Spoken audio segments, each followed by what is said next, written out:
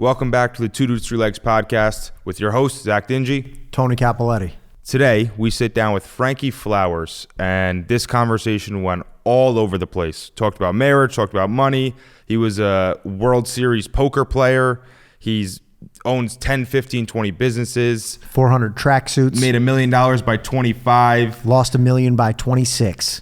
Almost committed suicide. There is amazing stories in this podcast. So stay tuned. It's a long one, but it is a good one. Oh, you fucking gonna be famous. Guys are looking sharp. Zach Dingy. Tony Two Capoletti. Dudes, Three Legs podcast, where we share business tips, interview experts, And travel the world. This week on Two Dudes, Three Legs. It's good to have you on, Frankie. Good to see you guys. Thanks for inviting me. Yeah. Thanks for being here, Frank. So it goes without saying that you're very, very well known in the community in Poughkeepsie. But I want to say, and don't take it the wrong way, but it all started with your father, John Flowers. Oh, I would never take that the wrong way. My father was quite the man. Tell us about that.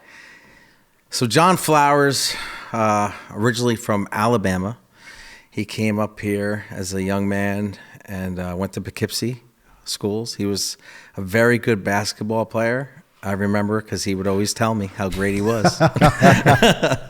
He used to say they used to call him Showtime because whenever they were up by a lot of points, he would dribble behind his back on the floor, do all these crazy things. His coach would lose his mind. But that's what he said. They start chanting Showtime, Showtime, and they let him go have a little fun. Turned into a Harlem Globetrotter. Literally, I think Was he tall? No, my dad was probably around 5'10". Okay. Yeah, but he was he was good, man. He was really good. I don't think he could dunk, but maybe when he was a kid. But he was a good ball player. I mean, he still had some skills as I got older. I played a little bit with him, but he still had skills. Well, Poughkeepsie's got legit talent there. Oh, no, he was definitely good. So, and I've seen books with him in it, so I know it can't be that far off. And people have told me stories. They've seen him. So, like playing back in high school, they said he was a great ball player. But you know how everybody gasses up the story a little bit. Like, I used to walk to school in 10 feet of snow with no shoes on and and all that stuff. But that was, So anyway, he grew up in Poughkeepsie. He became an entrepreneur at a young age. He was a painter. He used to paint houses. He had 8 children, so he had to figure it out. He had 3 kids. He was married to Glenda, and he had three kids: Yvonne, John, and Alicia. And then he met my mother. He had me. Had my sister Larissa. And then he ended up back with his wife and had Cherie, LaShonda, and Shatia. So he had 8 of us all together.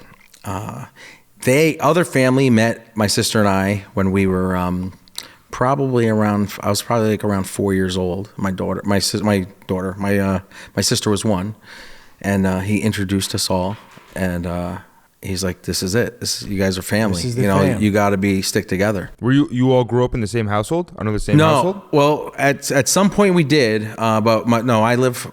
My sister and I live with my mother, and then the rest of them live with their mother. But one thing that happened as we grew up, which was the coolest thing ever, and I respect this woman so much because of it. Now here she is married to my father, and they were still married when my father went and had me, and then had my sister. But they were separated, But when my mother got sick, I want to say when I was around 10 years old, my stepmother took us in, Glenda. I mean, and I could just imagine what it is for something like that. Everyone's so hung up on, when you're in a relationship, it's me, me, me, me, me. Oh, you did this to me and everything else. Like, she didn't blame us for what happened. Right. And the fact that we were kids. Put her ego to the side. Put everything aside for the fact of understanding we were children and we needed help. And my mother was in this hospital at one point almost dying. And she just took us in and made us feel as though we're part of the family. Which was, I told her that not too long, actually at my father's funeral. So I'll never forget that. That's one of a childhood memories that is one of the biggest influences of my life, I think, was my stepmother, She taught you empathy and just forgive. Empathy, exactly. And being able to put aside your own feelings for someone else, that's huge. She used to take us, she was a Jehovah's Witness, she still is, but that's how I learned about that religion. And I'm actually glad I did, because I used to be the one that used to run from them all the time. But I take everybody in. But it opened my eyes up so much more to start understanding, how it's okay to have different views on religion and life, and you don't always have to agree. right? We can all agree to disagree. But you got to respect one another, because some people have these ideas of like they think that, oh, this is the right way and your way is wrong. Well, it might be wrong to you. But at some point down the road, we were taught this, and just like you were taught that, you know, you didn't invent your religion. I think that's a powerful message that a lot of people are missing nowadays. Everybody's so divided on everything. Oh, division is, really huge. And you would think that as we're getting farther away from racism, you know, slavery and stuff like that, that things would change. But it almost seemed like for a while, division was like becoming a bigger thing. Like even like, so we went from like this black president, Barack Obama, and like all of a sudden these people who still had lived in that era with slavery are like, what the hell's going on here? Like it's the end of the world. And then they realize, wait a minute, okay, it works. Okay, we're still going. Yeah. It's like life still goes on. Whether you like what he did or you didn't like what he did, tomorrow the sun still comes up tomorrow. That was one of my famous sayings with Alex. But it's just life still goes on. And then all of a sudden, boom, you got the opposite. You have Donald Trump. And then it's like, holy crap, everyone thinks that we're going back to slavery. Even though I will say it's like it didn't matter to me. I mean, I look at people as like, I don't care even if you're a racist. I don't really care as long as you don't personally attack me or come after me. I look at it like, feel how you feel, but let me feel how I feel as well, and just respect me. I think there was a lot of that as of recently, like you said, with like the Obama era. I feel like everyone was fine together. Now I feel like the media is purposely pushing people against each other. I think the message is division on purpose, so I watched no matter what it is. I watched this interesting video about the guy made it about red and black ants. There's red ants in a jar and there's black ants in a jar. And they're cohabitating and they're fine. They're perfectly fine. And then someone picks up a jar and they shake it. Now the red ants are killing all the black ants and vice versa. Who's the real enemy in that situation? The media is the one shaking the jar. And it's like they're doing it purposely. You would think so. It seems that way to me. It seems like, well, the one thing I thought about, and I can't be the first person that's ever thought of that, is like, since I was a child, I always remembered our country was at war, right? I mean, I remember as a kid, Saddam Hussein, and I would see him on t-shirts, this and that. We hate Saddam, hate this. Then all of a sudden it was Gaddafi. And then like now he's gone, and then it's like ISIS. It's like we're always at war with someone. And I thought about it. With war, what do you get from war? You get money. There's a lot of money generated. There's a lot of money filtered. Now we're through talking. everything. Well, the people running. What are they doing? So and then what it is like there's like a hidden agenda. Okay, we're occupied to keep everybody hate. And then in the meanwhile, they're just filtering all this other stuff, with their whatever they're doing. So I always thought about that. It's like, why keep everybody fighting all the time? Why can't we just relax and just live? I mean, I think it's by design because, we're weaker when we're divided. And I don't think they want the people to rise up and catch hold of all the bullshit that's going on in our country. And so distract us by creating problems. This way they can keep their power. Right? They can keep your power. They let us have our little businesses, make your money. I don't care, millions or whatever. You think that's money? That's not nothing. Millions are nothing anymore. Like, when I was a kid, if you were a millionaire, you'd hear every once in a while, oh, this one's a millionaire, a few of those. Now everyone's a millionaire. Now it's billionaire. It's common. Where did all that money come from? If we still have the same currency, the same amount of gold, where did that money, how did all of a sudden we got billionaires? They print it. So what happens when you start printing money? The value of our dollar has to go down. So then we have this inflation thing. Do you know why I think And money also always flows up anyway. So the more money you print, the rich are always going to get richer and the poor are going to stay the same. Also, so they bottom feed it, as inflation goes up, that pays off our national debt. Do you realize that? Think of it this way, right? So we listen, it's complicated, but think of it this way. If we owe $30 trillion as our national debt, right? That's what the United States government owes. If the money is worth less money, so let's say... Yep. Go ahead, sorry. I thought you were doing your point. It's a complicated point to understand. I know, I get it. It's like now all of a sudden 30 trillion is not really 30 trillion. Doesn't mean anything. It's like how are they printing the money? They're buying back debt. They're buying the security bonds off of the market. They're buying government bonds out of the market. So they're raising the national debt to print more money. It doesn't just get made. They have to buy the securities. I think he's right. I know what you're saying. Securities. Like if the number is here, inflation can happen without printing more money too. Yeah, of course. So inflation in turn lowers the national debt as far as value. That wasn't your point. Inflation lowers national debt, but printing money doesn't lower national debt. Printing money adds to national debt. Okay, That's so how you create it. inflation Yeah. essentially would pay off the national debt. But it makes it less valuable. Yeah.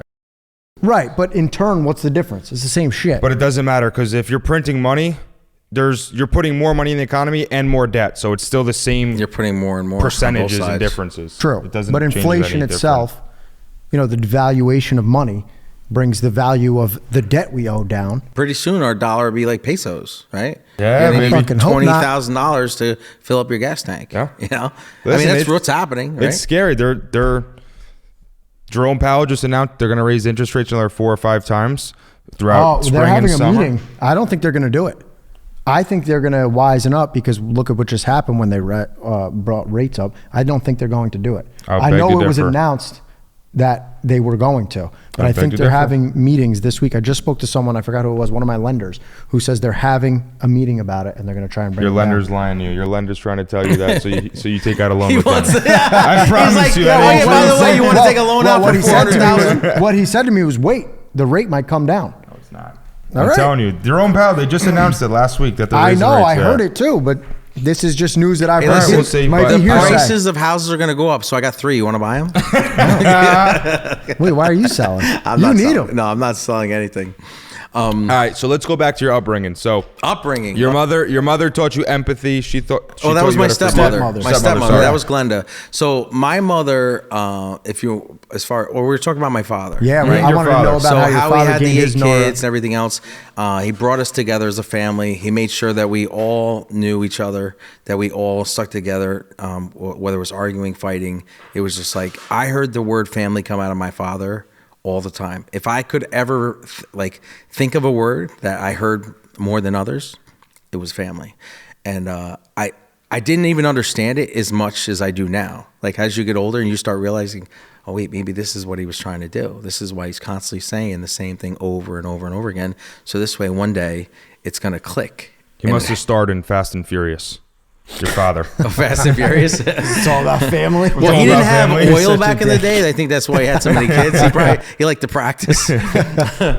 But no, it was about family and stuff like that. But so as we got older, my father didn't live with my stepmother. He had his own place, and he didn't live with my mother either. But he took care of us. I mean, he would always see us. He used to drive me to school sometimes when I missed the school bus.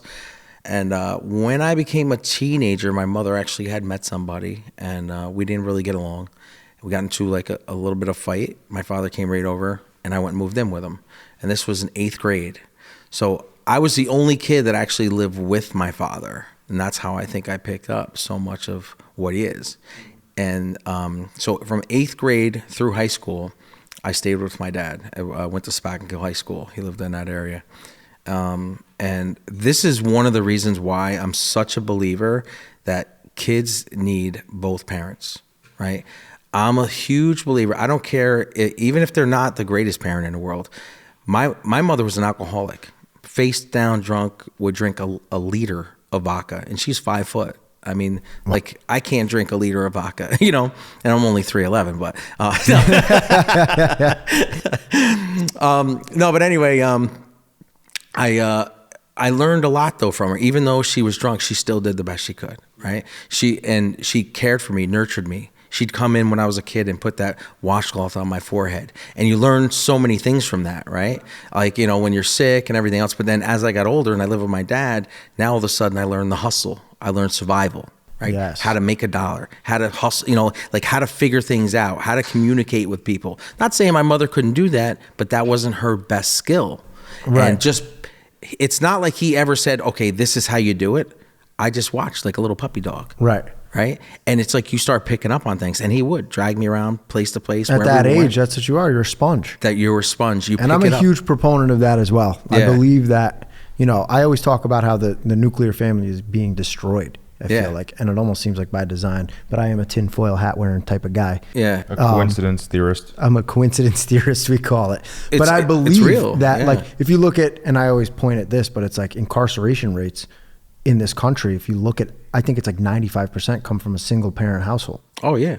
Have you ever seen this study? I know another stat about Go ahead. that. No, so another stat I heard is though, the kids that grow up with a single parent with a father instead of the mother are less likely to be incarcerated. That's what I was just going to say. It's almost the exact same number. If you grow up with mother and father, or just a father. and just a father, are almost the exact same statistics in terms of incarceration, college education, all the survival. Correct. Yeah, and like getting. And then compared to just a mother, all of those stats You go up. need a strong 50, father 60, figure in your 70%. life. You and a lot of 100% people do. are lacking that nowadays, and it's unfortunate. And this whole thing with the feminist movement and all that stuff. Look, I think that's the worst thing. they're hurting themselves. Honestly, I think you're hurting yourself because why I was married for 16 years, and I think part of the reason why we had such a strong, amazing marriage for the certain time that we did was because we had our roles. I was a provider. My wife was a mother. She was the glue at home. She took care of our home, our children, and I provided everything for her to do that. So it's like I was a disciplinary person. It's like when your father gets home, that was it. And it's just like because kids are going to try their mother. Right. I mean, if you look at us, forget about humans, look at us like animals. Like a lion and a tiger. Like, who's the more dominant? They are going to be more afraid of that one with the big mane than the other, than the female, right? And that's just, it's the same thing. But everyone's trying to, you're like this, you're like that. Everyone's equal. Everyone's the same. Yeah. No, we're not. What? Everyone has to play their role. Well, listen to what I'll say too about you. You have the best of both worlds, and that's what makes what you can do with business and all your other business ventures amazing. Because you just said in the beginning, the first thing you said was, I taught how to love people. I take everyone in. It changed my viewpoints. Yeah. And then your father teaches you the hustle, and that's why you become such a successful person. You because understand. You have both. You understand both. So you'll have feeling, empathy, but then you also have to figure out how to survive and how to take that and apply it to your life where you can make money, right? And then make friendships and make bonds and earn respect. That was another big thing. Respect is huge. Like, you get respect from people, but I mean, how do you get it? You got to give it. That was the 2 E's that I just heard on actually a call this morning for salesmen. The 2 E's that you have to be a good salesman is ego and empathy. So you have to be empathetic. You have to actually care about the customer. You have to want their best interest in mind. Because if you don't have that and you have all the ego, then you're just a crook. But if you have empathy and no ego, when you're challenged in sales, you'll back down and you'll lose. You don't want to be competitive. You don't want to be number one. Yeah. So if you have empathy to the point where you want the best for other people you're trying to help, and then you have an ego where you want to be good, you want to be great, you want to go out and do it and hustle, that makes the best salesman. Ego, you said ego without empathy is just a crook, and then empathy without ego is just a failure. You wouldn't even be a salesman, really. Right. You wouldn't be able to. You need a little bit of both. Yeah. It's like a balance. I mean, everything needs balance. Right. It's like you're saying, your mother and father, a little bit of both. Yeah. And I'm a big believer in that. Big believer. And I think that's who made me who I am. Being able, I mean, not just my mother and father either. I mean, aunts, uncles, neighbors, a little bit of everything. I've had so many different influential people in my life, and I'm very fortunate to have it because it's changed. I mean, I listen. I really listen, and I don't have to take everything from a conversation. Like, you and I can have a conversation, and there might be one little thing that you said. I was like, wow, wait a minute. It might click 3 months later. I'm like, holy crap, that was really good. And I'll use it when I'm talking to one of these kids or something like that, trying to give them a little advice, because it's important to learn. I'm 49 years old. I've been learning my whole life, and I'm still learning. I mean, there's impossible. I'll be learning until the day I die. And if you're not willing to learn, I think that you're an idiot. You're an idiot, because nobody knows everything. I don't care. Even a 3-year-old could teach you something. A 3-year-old could teach you how to slow your butt down. It's true. Slow you down. Like, I ain't going nowhere because my son he just shit his pants. So, yeah. All right. Well, let's talk a little bit about entrepreneurship, and you're very philanthropic too. And I think a lot of that comes from your upbringing of what you just said. Yeah. How did your upbringing, and I'm sure there had to be a lot of chaos. You basically lived with, I shouldn't say live with 3 different families, but your dad had families, 2 other families. Yeah, you're in and out with your mom, your stepmom, your father. So there was a lot of chaos, but also a lot of teachings. Yeah. So how did that shape you? What did you learn? How did it help you in business? So as far as my childhood, I'll tell you a few things I remember. I remember in 3rd grade, I went to Violet Avenue School. So I went to 11 different schools. Now, in 4 of them, No wonder this guy's so social. yeah, that's how a lot of people remember, because I had kids. I went to Pine Plains only when I was in kindergarten and first grade, and they remembered me when I played Pine Plains in high school. When they saw my name on the roster, JJ Johnson, he was like, Frankie Flowers was like, I remember that kid back in first grade. Dude, there's only That's 12 crazy. grades. So Yeah. you literally were in a different school And I was in year. Spackkill 4 years too. The end of 8th and then 4 years of high school. So, So you think did like about 3 that. different schools in 1 year at some point? Well, and so Oh my God. it's Wow. it's wild, right? So I always thought about that. So now growing up, I always would tell people I was a bad kid because this is why I went to schools. Because I remember like feeling like, oh, I must got kicked out again or whatever. Because I would get in trouble. Nothing crazy, but I did a lot of stupid, silly things. But I realized later it was because my mother was constantly losing her job. Right? She was an alcoholic. But you don't know that when you're 4 years old. You just think your mom's When a did you happy figure person. that out? At what age? So I went to an AA meeting with my mother when I was probably 9 years old. I remember sitting in a room and crying because my mother was crying when they did that. Like, hi, my name is, so-and-so, I'm an alcoholic. And did you my- really understand it at that point? I mean, somewhat. I knew that my mother had problems, but I didn't understand alcoholism. I mean, like, you just think that's how life is. At 9 years old, like, okay, this is how my mom acts. This is what she does. She smokes cigarettes. I knew the cigarette thing back then, though. I was like, I would always tell her, stop smoking cigarettes. Yeah. But I don't ever remember saying stop drinking. Right. But I remember going to that. I just remember that as a child, going to that meeting and watching her cry. Yeah. And then it made me cry. And that's why, you remember more of what you feel than what Yes. someone says. Emotions. Right? It's like the emotions are the most important thing. Yeah. So It's amazing because that really resonates with me. When I was younger, I remember finding out like one of my parents had an alcohol problem. yeah. And I was like, you do? Yeah. And she was like explaining to me, I'm an alcoholic. And I was like, you are? Like, I don't remember it ever, but maybe it's because that's just what I thought was normal. I never really thought of it that way. Yeah. See, still learning every day. Yeah. Yeah. Go on though. So, what was it? Oh, so what was it? In third grade, I remember, not all of it, but I just remember sitting there with a psychiatrist. They had me talking to a psychiatrist in school. And I remember the words the lady said to me. It was like, I can't believe you're not worse than you are. That's like literally the only thing I remember out of the conversation. Like we talked and stuff. I remember sitting in the room and the woman, can't remember what she looked like. I just remember walking up these little stairs, sitting at this table, and we had a conversation. But I just remember those words she said to me. And that sat with me my whole life, you know. I mean, that's a hell of a statement. Right? Because, by third grade, I probably already went to 5 schools or 4 schools. You know what I'm saying? Because it's only until 8th grade that I went to, 10 schools. So she probably knew my track record, like, oh, he's been in this school, this and that. I know I did at St. Mary's. I think I put glue in some girl's hair and then I cut it out. So that was probably... At least you were nice enough to get rid of it. Yeah, that's what I said. I was like, I was doing her a favor. I didn't like her haircut. How to get it out of there? What do you want me to do? Was that it? When she said that, was that a ticket for you to be worse or be better? Did you take that and start being I don't destructive? I don't even know exactly what that did at the time. So it didn't really affect you till later? But it always sat with me. And I feel like, you ever just like, as you get old, how old are you guys now? 24. 30. 24 and 30. So like as you get older, and it might be happening now, you start all of a sudden, like you'll be in a situation, you relate back to something you heard or you said or you saw in a movie. Right, that's where I get a lot of stuff from. You're like, wow, because someone who created that movie had that same thing happen to them, or it's like their idea, right? And then all of a sudden you're living through it. So I'm noticing as I get older, like all of a sudden I'm like, I remember this thing that happened when I was 3, when I was 7. when, like, man, why did this? 7 is a long time. Oh yeah. I can't remember anything when I was 7 except for that one moment.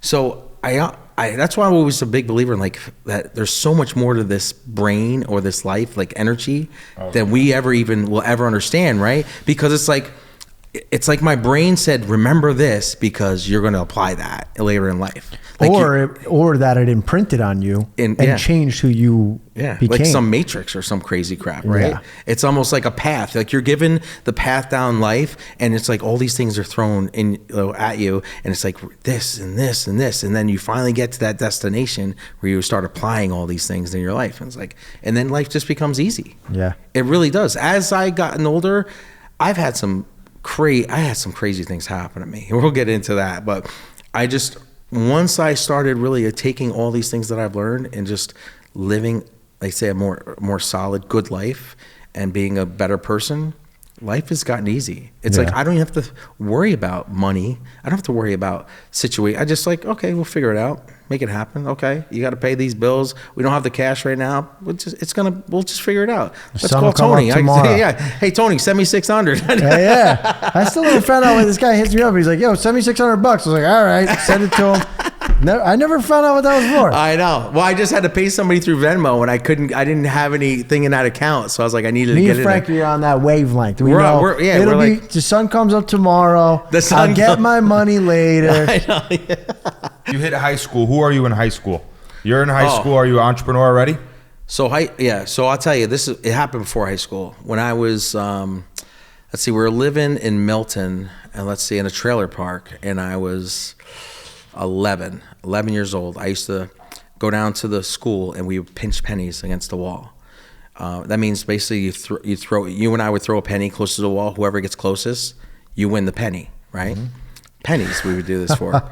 So, and I was a pro. I would practice for hours on how to get close to that wall. And I went in 30 cents, 40 cents, whatever it was. I'd go down to the store. I'd buy gum. I'd bring the gum to school, and I'm selling it in school. 10 cents, 20, whatever it is, And you learned that behavior from where? I just happened. I don't even know. You were just like, I can make more pennies. That's what I was thinking, making money. That's something I think is in my blood. Yeah. I just was like, and my kids do it. My daughter now, who's 16, makes rings. Leah, I just talked to her the other night. She's telling me how she's making rings. And I was like, her older sister Miranda, when she was 5 years old, she was taking her toys out trying to sell them in a yard sale. Her mother calls me up. She's like, Frank, your daughter's taking everything out of her room trying to sell it. She watched one Gary Vee video. Yeah, that's it. She's trying to flip it. Dad, flip this house, flip these dolls. We gotta hit KB Toys. Yeah. But I started with the gum, and then as I got a little bit older, I would sell. I remember getting sunglasses, anything I got on sale, deals. I was selling pens. I had everything. My locker in school, middle school, I had everything you needed. What do you need? Gum, selling. Jolly Ranchers, Starburst. That's hilarious. Oh, it starts at a young. So then, I was I was 10 when that was, because when I was 11, I started around 11. I was mowing lawns, and I was making about $20 a lawn. Now, 20 back then it's $20 a lawn. I'd get my own gas. We had a little $20 lawnmower. back then was good money. That was good money. These are big lawns though. These are estates. I was like, Man, it was like Steven's daughter, Victoria's house. I was doing for $20. I was there sweating, dying. God. Steven would have got me for $7. He'd be like, come on, kid, you'll be fine. I love Steven. No, but I was trying to figure out about how much I was making, but I was probably doing 3 lawns a day after school. And then at the end of the week, I'd give my mother most of the money. I'd probably give her about 70-80% of it. And I would keep a little bit. And what I do with that money is I'd, buy things and resell in school. I was making thousands in middle school. Crazy. It's 7th, 8th grade. I was making a ton of money. And you're blowing this money, you're putting it away? No. So I bought all my own school clothes. I bought I was able to buy all these things at a young age, because we didn't have that. My mother barely got by, she was drinking. Sounds like that worked to your advantage. Oh, it's huge. Isn't it funny? It's wild, it's really wild. I always think back, what made me do that? But I did spend time with my father, and like I said, even at a young age, he'd pick us up on the weekends, and I just paid attention how he talked to people, and he was always hustling. It was always he was figuring out a way he was selling little perfumes or doing something on the side, always a little something. Yeah. And that little something sometimes makes more money than your regular job. Right. Or at least it's a huge supplement because it's all profit based instead of with no time down. Yeah, you're not paying for overhead, nothing like that. It's just a couple. That's incredible though. Usually people do that in high school. Middle school, you're trapping out the locker of Jolly Ranchers and Laffy Taffies and whatever else, Yeah, that's incredible. But middle school, what, you're 10, 11? Yeah, 10, 11. You're years not old. even developed to where you. So, but I was developed because, like I said, it's I used to have to make food. like my sister and I, my mother was working or she was drunk or whatever. Like we would go in and we'd figure out, I learned how to bake when I was like, we'd read the book. We tried. I remember that we screwed up on a cheesecake really bad. It was like soup. That's the only thing I was never really good at. But everything else, we figured out how to make. My mother come home. We read the recipe book. We go next door to the IGA with our couple pennies or whatever. We'd buy like some Jiffy Mix or whatever it is, and we'd make like little muffins or something. But we figured it out. It makes a lot of sense because Frankie don't pay nobody to do nothing. If Frankie needs something done, he's like, oh no, I got a couple guys. I got a truck coming right now. They're gonna move this over here, and this guy does everything. We do a lot of stuff. If you had to sum it up into one word, what do you do? If someone gives you one here, ready? word. Let me try to. Let's see if I got it all. Ready? Okay. He had a clothing store. He's got 30 plus Airbnbs. A little less than that now. Yeah. Okay, you own properties. You're a professional poker player. You run John Flowers nonprofit. Your father's nonprofit. Was that started by you or him? No, my father 30 years ago. Okay. And you have a landscaping company. Landscaping. And construction. And we do snow plowing too. If anybody wants to. Snow plowing. Are we missing something?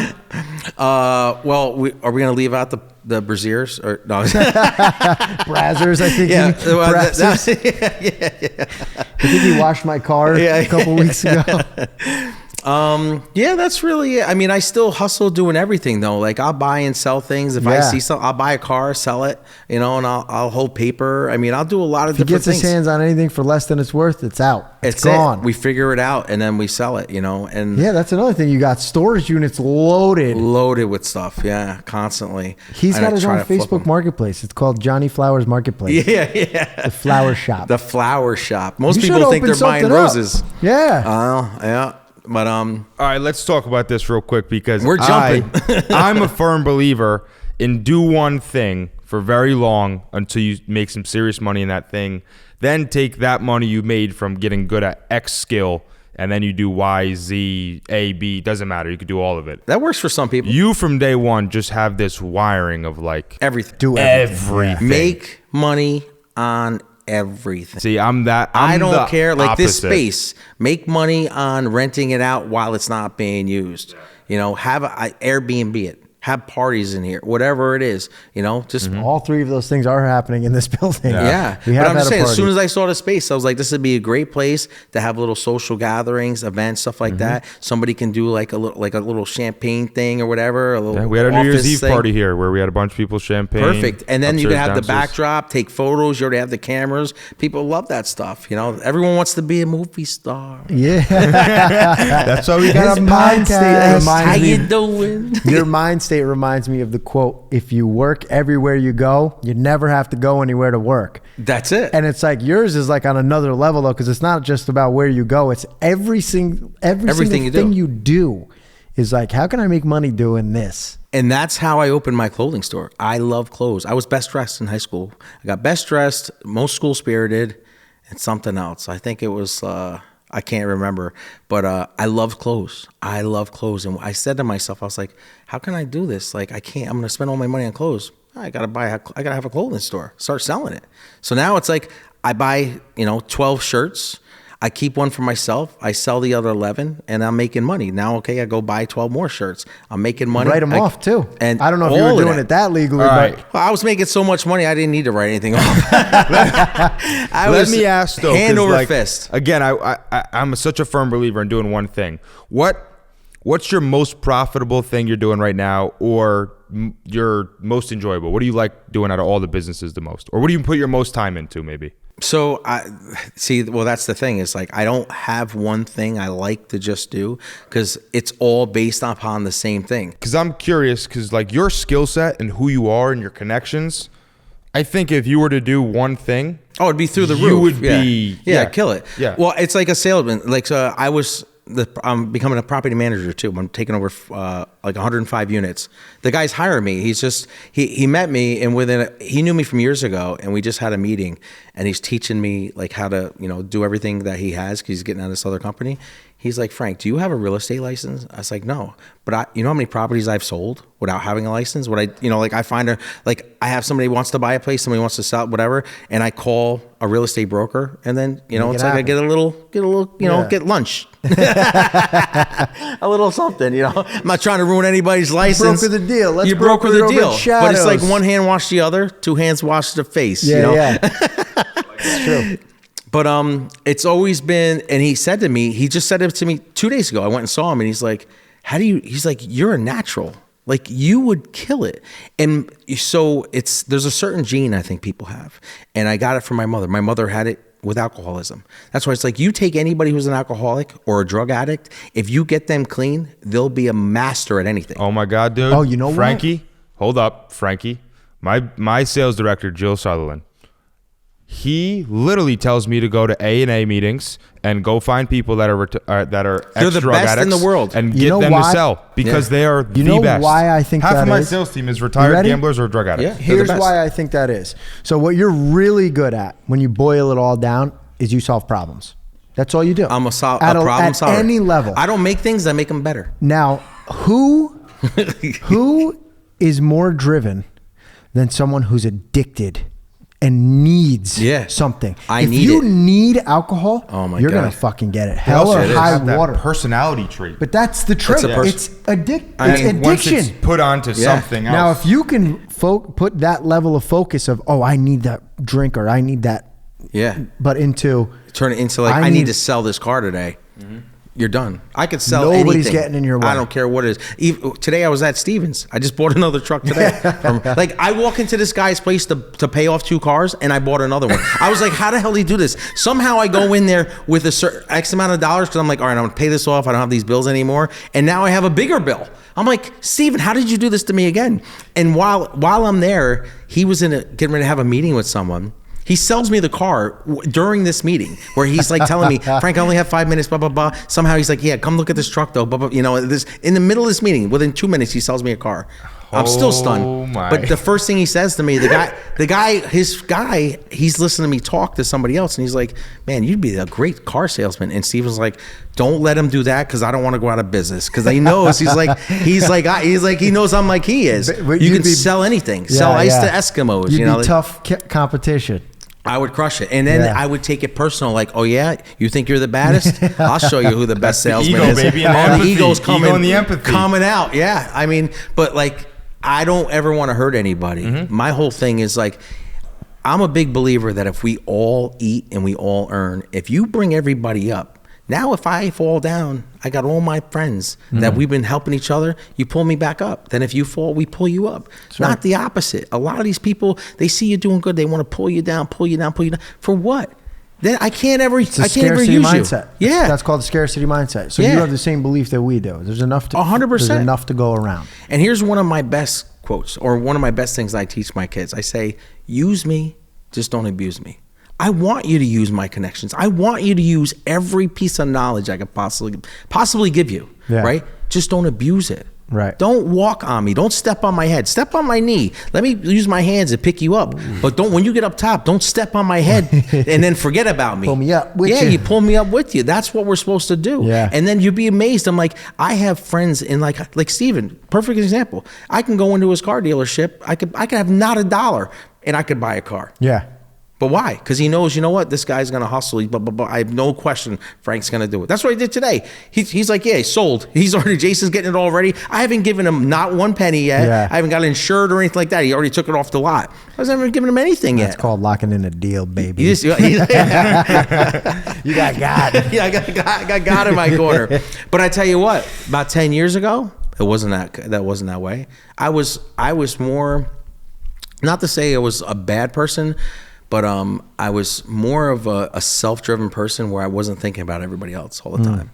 And that's how come I lost my wife.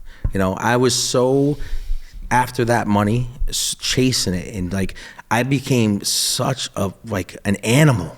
Trying to gambling, and I took some huge losses on some property deals and losing in casinos, and I just changed. I took away all of my energy and focus away from my family, and I was chasing the dollar. Yeah.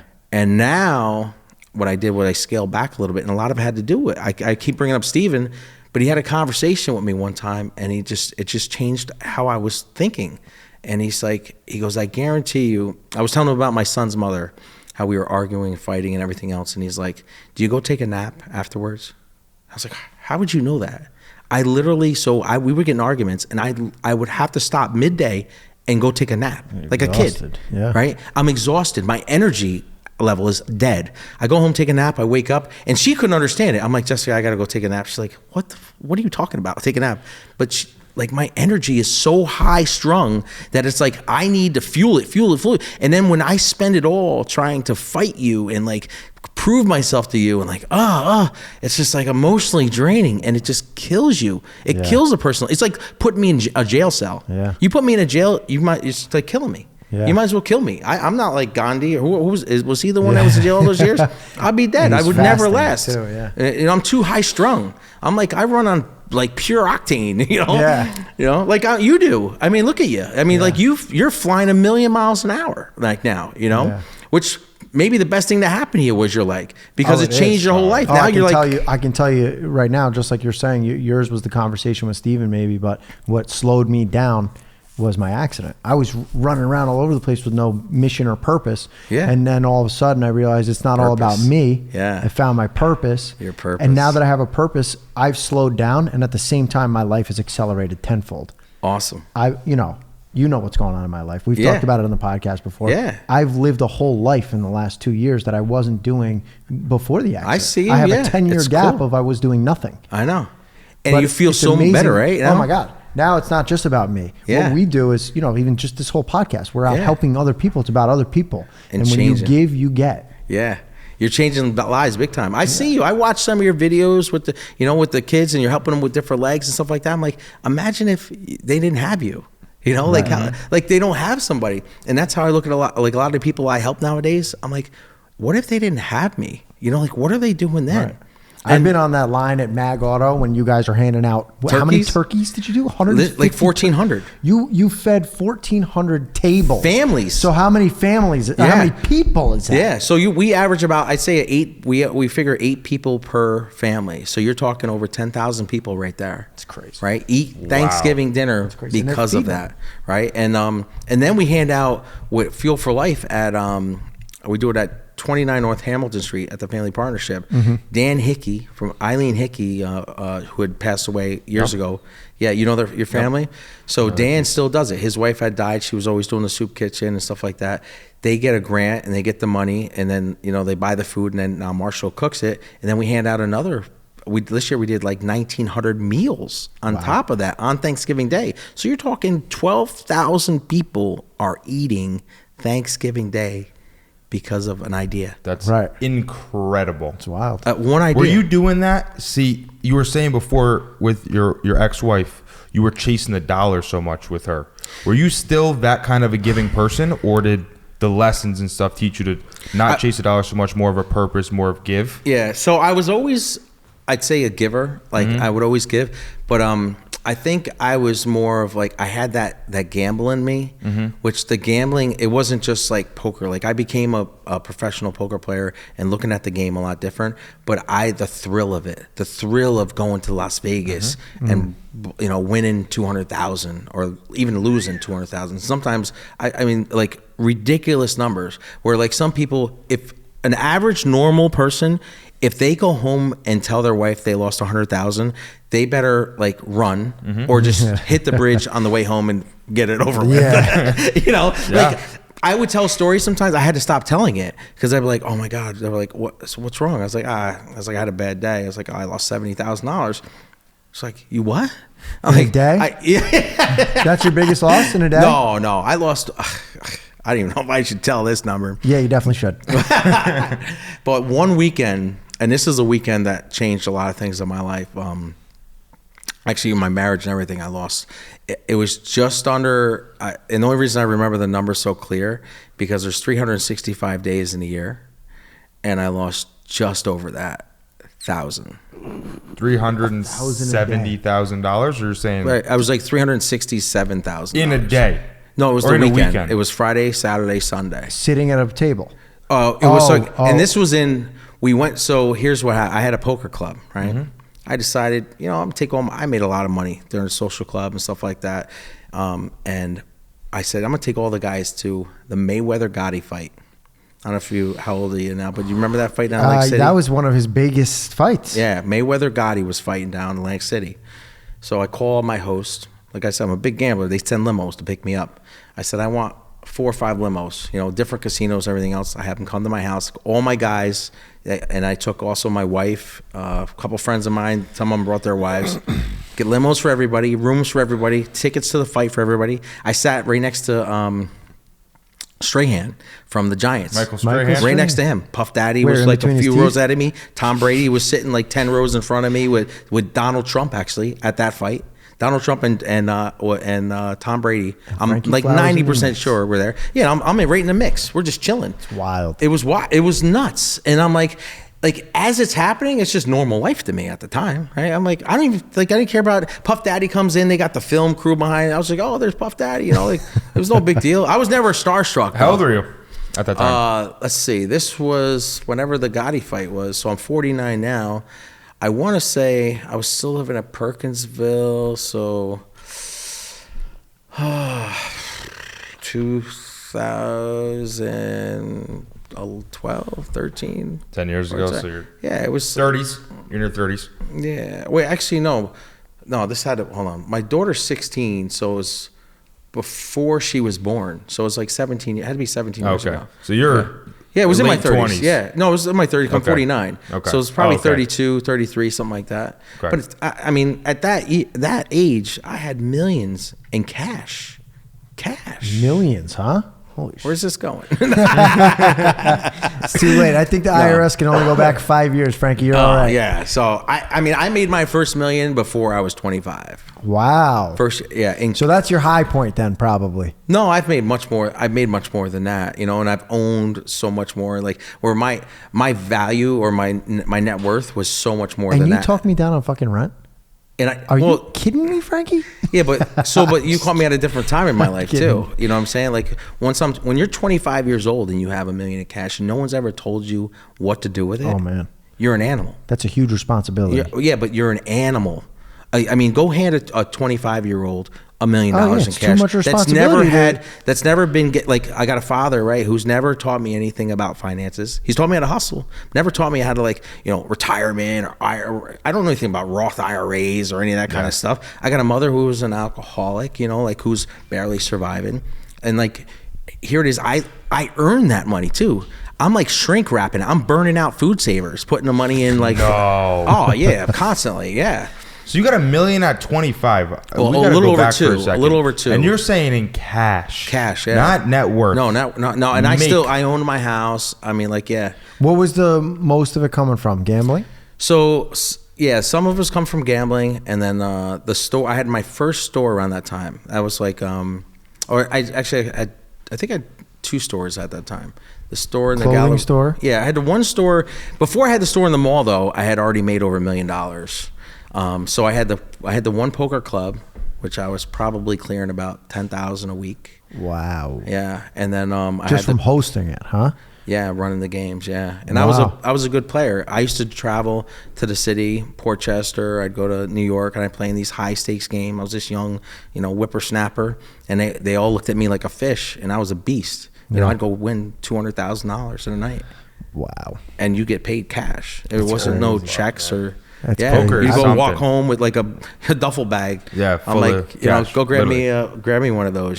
So it was wild. All right, so you're 25 and you have no idea how to spend it, what to do with it. No, What's I your do. craziest- Believe me, I know how to spend it. I could spend What's that your shit. craziest purchase? Craziest purchase? Yeah, at the time. You got $2 million in cash for 25, making 200,000 some nights. You got to be buying some crazy shit. I mean, I don't know if it was crazy. I mean, I bought cars and I was an investor though. Like I started buying properties. Yeah. I started buying houses. Yeah. So you were smart with it. I'm trying to I always invest. Buying a piece of property because and you know why that is? I remember hearing that. Actually, I heard it on The Sopranos again later on. But I had a German guy come say to me one time. He's a friend of my father's. He's like, property is where it's at. That's where the money. There's only so much property in the world, like land. And then I remember watching The Sopranos one day, and Tony said it to his son. He's like trying to tell him, there's only so much property. And I was like, oh, I've heard that before. And that's then where it really it was. stuck with you. Yeah. Well, because The you got to think mob's about it. the We're on best Earth, business ever, right? baby. There's only so much of it. Right. So if you own a little piece of it, I mean, the more you own, the more. What about the virtual land now they're making? I don't know. I mean, I'm not into. I don't know what the hell that is all about. All the you know? NFTs. Yeah, you start You're selling not buying space. you're not buying land in the metaverse. No, Not for you? I'm not there. That's not for. I got to be I able would to see never. it. I'm only busting more of a balls. like an old school guy. Like you got to show me. I like even the texting and all. I don't mind doing that, but I want to talk to you. I want to see you face to face. Yeah. Like if I make a deal with you, I'll make a deal, but you can't bullshit me if I see you in your face, right? Because I'll read right through that. Like you're not gonna beat me. You've been around too many people, I've been seen around too many faces. Yeah, too many faces and So, places. so let's talk about this. You're 20, In my and you got money. killing it. You must have ran into some trouble when you were younger. Can you tell us a little bit of some of the trouble? I heard a story about a failed robbery. Can you tell me about that? All right, so 1999. Oh, that just started Set like the a stage. cinema. 1999, a number. Yeah. This is for real. Set To the B-roll. 1999. All right, I have a store in the Galleria Mall. It's called GQ Fashions. It's right where Hot Topic is now, right next to Annie Ann's Pretzels. I had all the hottest gear, hottest urban FUBU, Pele, Tommy Hilfiger, Shout out I had to Damon Sean John. John, out to all DJ. of it. It was like people came to my store. I used to anybody who came in to perform in Poughkeepsie, even the Civic Center, they'd come in my shop and buy clothes. I had all the hottest stuff, and we had these Apex leather jackets. Now, first, let me just tell you how I got into that mall. When I went into that mall, I had every penny I had into that store, every dollar. I literally the only money I had, right, because I invested everything, like 800,000, whatever it was at that moment. I was like, I had bought houses and everything like that. I had that, but like cash, it was all in. And I took a gamble. And I actually even needed like $15,000 from somebody because I had to sign a lease and give them $30,000 that day. And I was like, I needed it right then. I called a buddy of mine. At the mall is wild. What was it a month? No, so they had a thing with me where they did a short-term 3-month deal, and it was October, or is it November, December, and January. And they charged, I want to say it was around like $27,000 or $28,000 for those 3 months. And that's Probably the hottest months to be in the mall. It is, yeah. Black Friday, Christmas. And back in '99, the malls were popping. Yeah, it was. And I crushed that. And I didn't just go in and do like the pop-up shop. I went and got the neon signs and had the frosted glass in the front with my logo on it. Everything's logo, GQ Fashions. Now I'm a kid. I've never took advertising, but I knew that like what you see is real important. So when people came to the mall, they would look at me like Macy's, like even better. I remember some of my my sales reps would see my store and they'd be like, "Who does all your advertising?" I'm like, "What do you mean?" They're like, "Who does all your I was like, "Oh, I do it at this shop here." Like, do you pay someone? I was like, "No, it's like this is incredible." I go into like multi-million-dollar stores that don't have this kind of stuff going on. Because you're a problem solver. I'm a problem solver. There it is, Tony. You got it. But a connector. I like to look at it. So anyway, 1999, I just pick up these Averex leather jackets in the city. Now I'm paying probably around $400 a piece.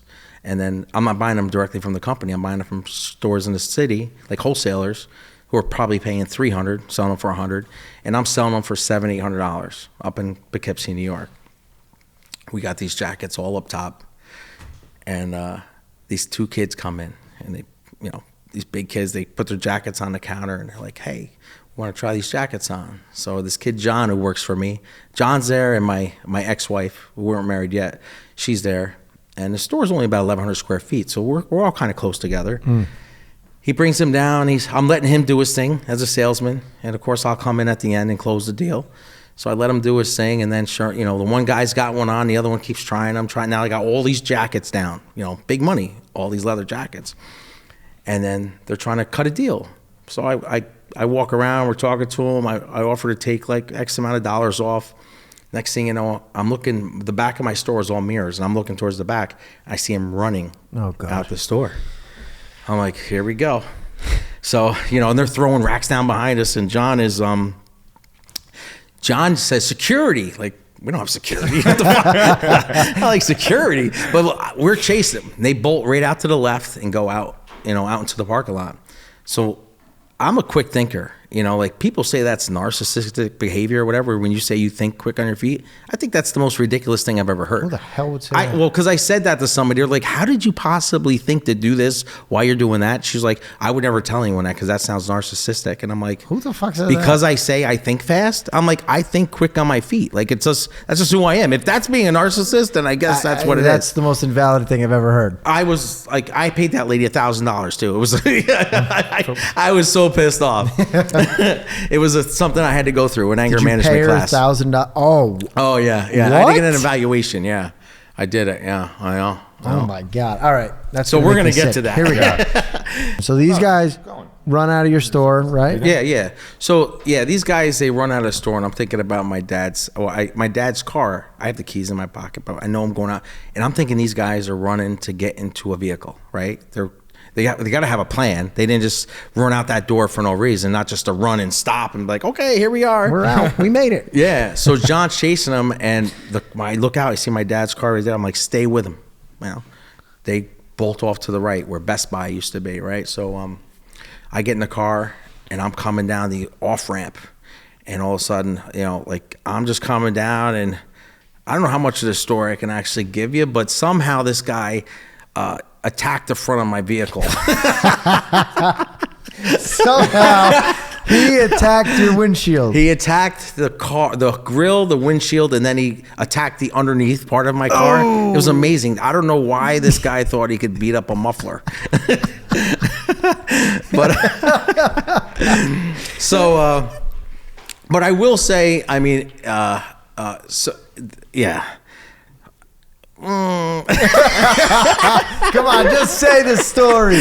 All right, so It's anyway, years later. We're That's past years the later. statutes of limitations. 1999. So, like, I mean, I'm hot, man. I mean, in my mind, I can tell you, this is what I was thinking, right? I didn't purposely go out to try to hurt this guy, kill this guy, whatever. Right. He didn't die, but I didn't purposely. That wasn't my plan. I don't want to hurt anybody. Right. But I'm seeing code red, like black. Like, you guys are. I got $80 in my cash register. I'm paying these people at the end of the day to work, and I'm like, everything much I on the have. line. This is my life. I have children. I have a at the time I had a 5 and a 4-year-old that I have to pay child support. They depend on me. Yeah. I'm not letting you take my shit. That's straight up how it is.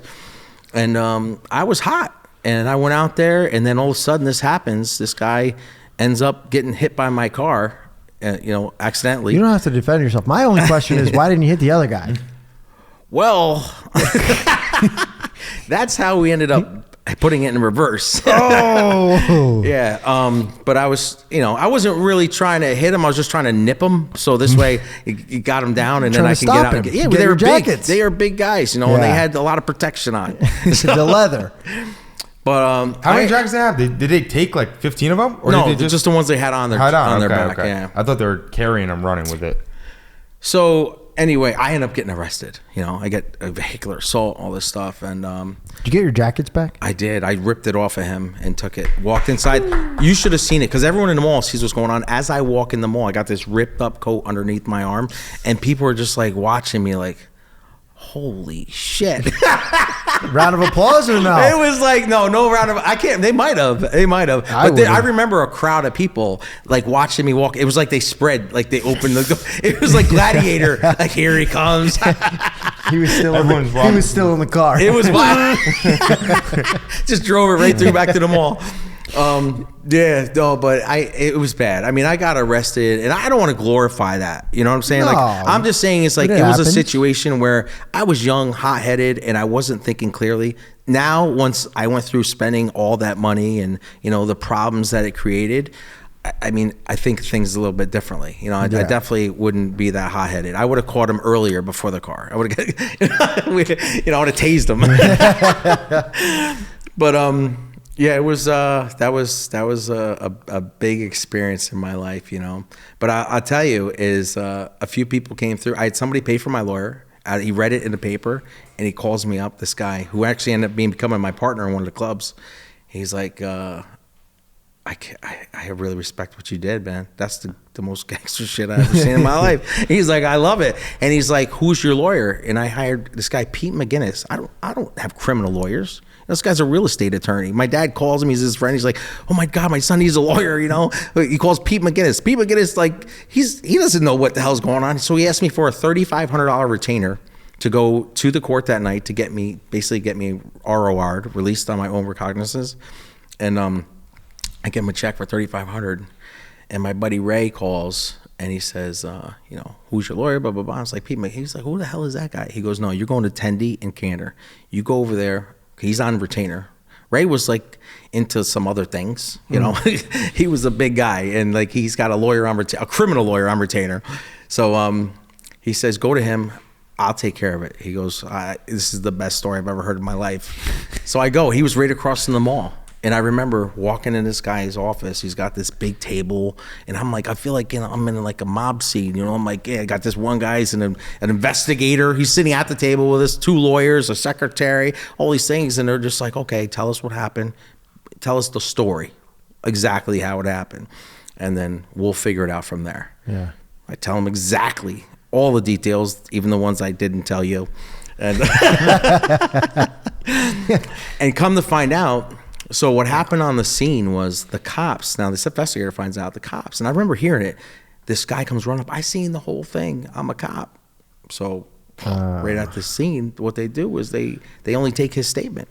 They don't even ask me for what happens at the scene. You know, they asked me later, but it was a little bit different how they asked me. It was like they were setting me up. They're saying, "Oh, you were probably really upset that he took your jacket. Is that why you chased him?" And I was like, wait a minute, I need to call my dad, you know, let me talk to a lawyer. And then that was it. Yeah. But the story this guy says is, I seen him overtake him. Like the way they said it was like, he seen me coming down the off ramp, like chasing him and overtaking him, which I knew was a lie. I knew he came from the corner. And honestly, it really kind of was an accident. You know, like as much as we laugh and joke about it, it wasn't like I just chased him down, you know, and ran him over. He came from the side. It just so happened I was the car that was there, and I just missed the brake, you know. Fucking dead. I'm trying to word this perfectly. Yeah. You know? But come to find out, this guy, he was a cop, but he was thrown off the force, right? He's thrown off the force, and there's a mental institution in Newburgh. This guy was on weekend leave from that mental institution. Oh my goodness. And he had a crackhead prostitute in the car with him. At the time? At the time. Holy shit. So you got the word of me, you know, the young entrepreneur in the mall whose dad's Poughkeepsie Man of the Year. Just so you know, when it made the papers, my dad was front page Poughkeepsian of the Year. 3 pages in, Frank Flowers Shut arrested up. for. It was crazy. You have that framed in your house I have it framed somewhere? in my house. I do. That's That serious. is Yo, that's legend. I have awesome. it framed. Yeah, I had it up in my apartment. I have it now. It's in my drawer, but it's framed. It is because you can't make that one up. That's amazing. Yeah, I mean, but that just shows like how, you know, I mean, it's a little wild in Poughkeepsie. Yeah. It gets crazy. It gets a little crazy. Yeah. So where are we at? So yeah, we get the lawyers. I ended up getting.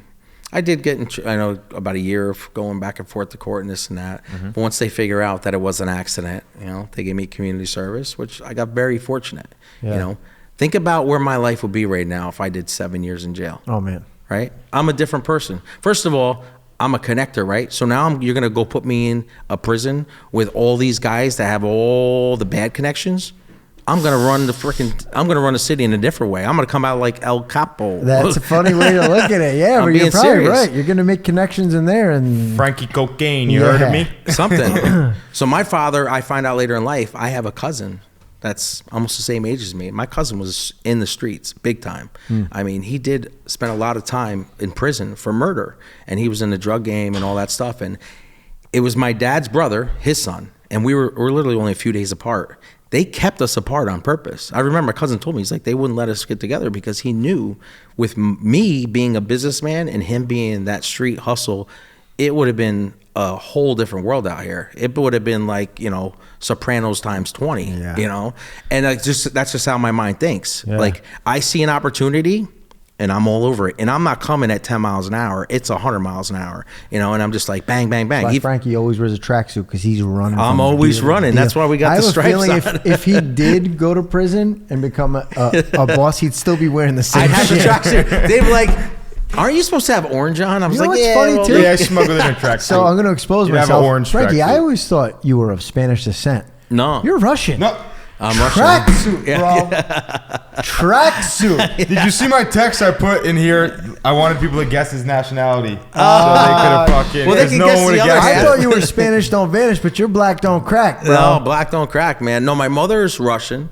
Yeah. She's passed That's away. where the tracksuits come Russian. from. No, well, actually, there's a good story behind that tracksuit.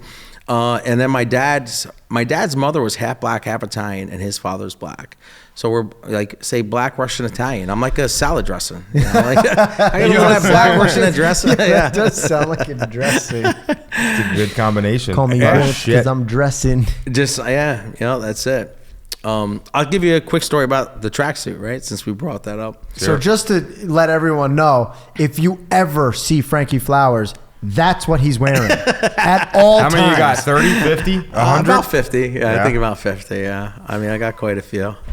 Yeah. But I love it. I wish I do have a few other things I still wear, and I have a closet full of other stuff. But the reason why I actually had a clothing store at the time when I started wearing these, so I had tons of clothes. And I used to I love clothes. I gave away a 10 by 30 storage unit full of outfits that I had, like what I wore once or twice. Yep. One day I'm driving. I picked up $5,000 from someone and had to go drop it off. That was $5,000 cash. Cash. I was wearing a pair of shorts and I just had it in my pocket. And now you know shorts are like short pockets and everything else.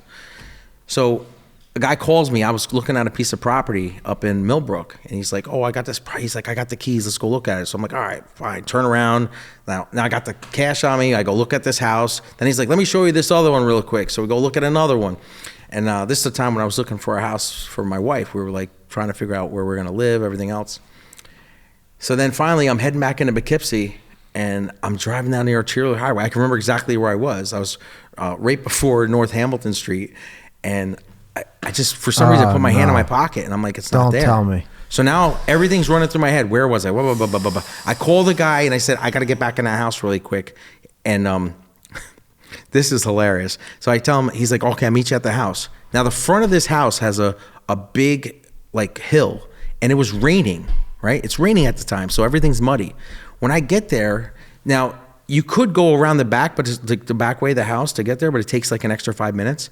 I see tire tracks up through this thing. This guy, he's trying to get there ahead of me to find the 5,000. Oh, you told him? I told him. I said I dropped $5,000 no. at the, I think, into your house. So I was like, I was so pissed off. I don't know, and I ended up losing Frankie, I $5,000. lost $100 in Cancun 5 years ago. I'm still thinking about it. Yeah. I couldn't imagine misplacing $5,000. Well, it's worse because it's like, say you gave me $5,000, I got to give it to you, right? So I basically picked it up from you. Now it's in my possession. I'm responsible for it, right? And I got to give it to you. So somehow in between, I lose it. So now what? I have to come up with $5,000. So really, it's like a $10,000 swing. So I'm out of my mind. So after I lose that, I literally that day I called my wife. I was on the way. Wait, I you went, didn't get it at the house, or he stole? Did the guy take it? No, I don't know if he found it, whatever it was. But you never found it? I looked everywhere, never found the money. Oh, shit. Until later, actually, I'll tell you what happened. So that day, I call my wife. Right after that, I went right to, after I go pick up the cash and give it to who I had to give it to. Mm-hmm. I go to the Galleria Mall and I'm looking for something with zippers on the pockets. And what do I find? Lo and the behold. tracksuit. Not only zippers on the pockets, but on the jacket too. Mm-hmm. You know, I was like, perfect. I call her. I say, empty my closet. Go get some bins. Everything, all For of my sale. clothes, put them in bins. We're getting rid of them. I bought all of them at Finish Line, every tracksuit they had in my size, all colors, black, blue, red, green, everything. I went home, had her hang them all up in the closet. So now I got all these Adidas tracksuits, right? And it's just like, perfect. I'm never losing nothing again. Zippers, zip everything up, zip, zip, zip. I might. And I to might this day, you're steal- still doing that. I Still might doing it. steal that from you. You are an extremist. So That is crazy. well, that's where that thinking is, I right? know. 100 miles an hour. Yeah. It works. So now at my father's funeral, right? Now this is 2015. My dad's funeral, Reverend Bottoms, he's up there and he's talking and he's saying black and white. My dad would wear black and white shoes all the time. And it got me thinking. I said, black and white. Here I am. I'm black and white. You know, and it was all about bringing it together. Black and white, black and white. And I just started thinking to myself, you know what? I want it to mean something. You know, even the clothes that I wear, I want something to mean something. And it touched me so much what he said. I say, that's what I'm going to do. I'm only going to wear the black and white now because it's about unity, you know, bringing it together, you know, like, because we're living in a world where it's like, we need to have one another and we need to lean on one another, no matter what we are. I don't care, black, white, yellow, green, you know, we all got to figure it out and look out for one another. And that's where it came from, the black and white, you know, it's like, because of my father's black and white shoes, that's where I wear the black and white Adidas suit. And I will tell you this, it is one of the best things I've ever done in my life because it makes life simpler. You know how busy my day is? I don't have to think about what the hell I wear. I get up, it's like a uniform. And then, you know, going through life, I'd hear simple things. Like I remember Tommy Hilfiger. They're like talking about Tommy Hilfiger. I heard a story. He always wore jeans and a t-shirt or whatever it is. Here's a millionaire, billionaire, whatever the hell he is, always wearing the same thing. Mark Zuckerberg.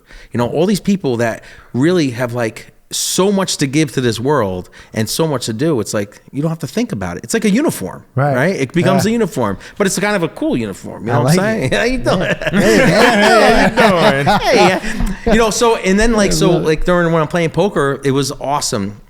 In 2017, I was ahead in the World Series of Poker. ESPN was following me around. They loved me. They were like, they had the cameras on me the whole time. I mean, I'm kissing dealers. I'm like, you know, holding babies. Like, we're doing. We gotta get some of that footage. Yo, yeah, if you go on YouTube, yeah, you'll see like some of it. Frankie Flowers kissing the dealer, and it was a guy too. I was gonna kiss the girl, but I was like, you know, yeah, you get in trouble for that. Oh my god. Yeah, it was wild. But that when I get bust, so it was day 4, World Series of Poker. I'm chip leader. I had over 2 million in chips, blah, blah, blah. They're like, Frankie Flower, blah, blah, blah. So people back home following me on Facebook are like wearing tracksuits saying, we support you, Frankie Flowers. Like it's my brand. I don't own Adidas, you know, but it was like, I really thought it was the coolest thing. And everyone's like, oh, you got to call Adidas and have them sponsor you, you know, like what the hell? But I didn't know there was so much. I can't believe you haven't made your own tracksuit. Yeah, I know, I can't believe you didn't do it your own. I was thinking that, but this is already made, it'd be a lot expensive. It'd be expensive to come up with one, but I probably should actually. Now you're thinking about it. Hey, I'd buy it. Yeah, there you go, Frankie Flowers. I'd even let you sponsor I'm one amazed of our because episodes. everything you've ever wanted to do, you're like, oh, I want that. I'll make a business out of it. Yeah. So that's why. Well, that's what it was. Yeah. With every business that I did, I thought about where I spend my money. That's why I bought houses. I had an apartment, and I thought, like, why do I keep giving these people all my money? Let me buy my own house so I can start paying myself. You know, let me buy a multifamily, start collecting rent. And then I like clothes. Let me open a clothing store. You know, like I bought a barbershop once, but it never materialized.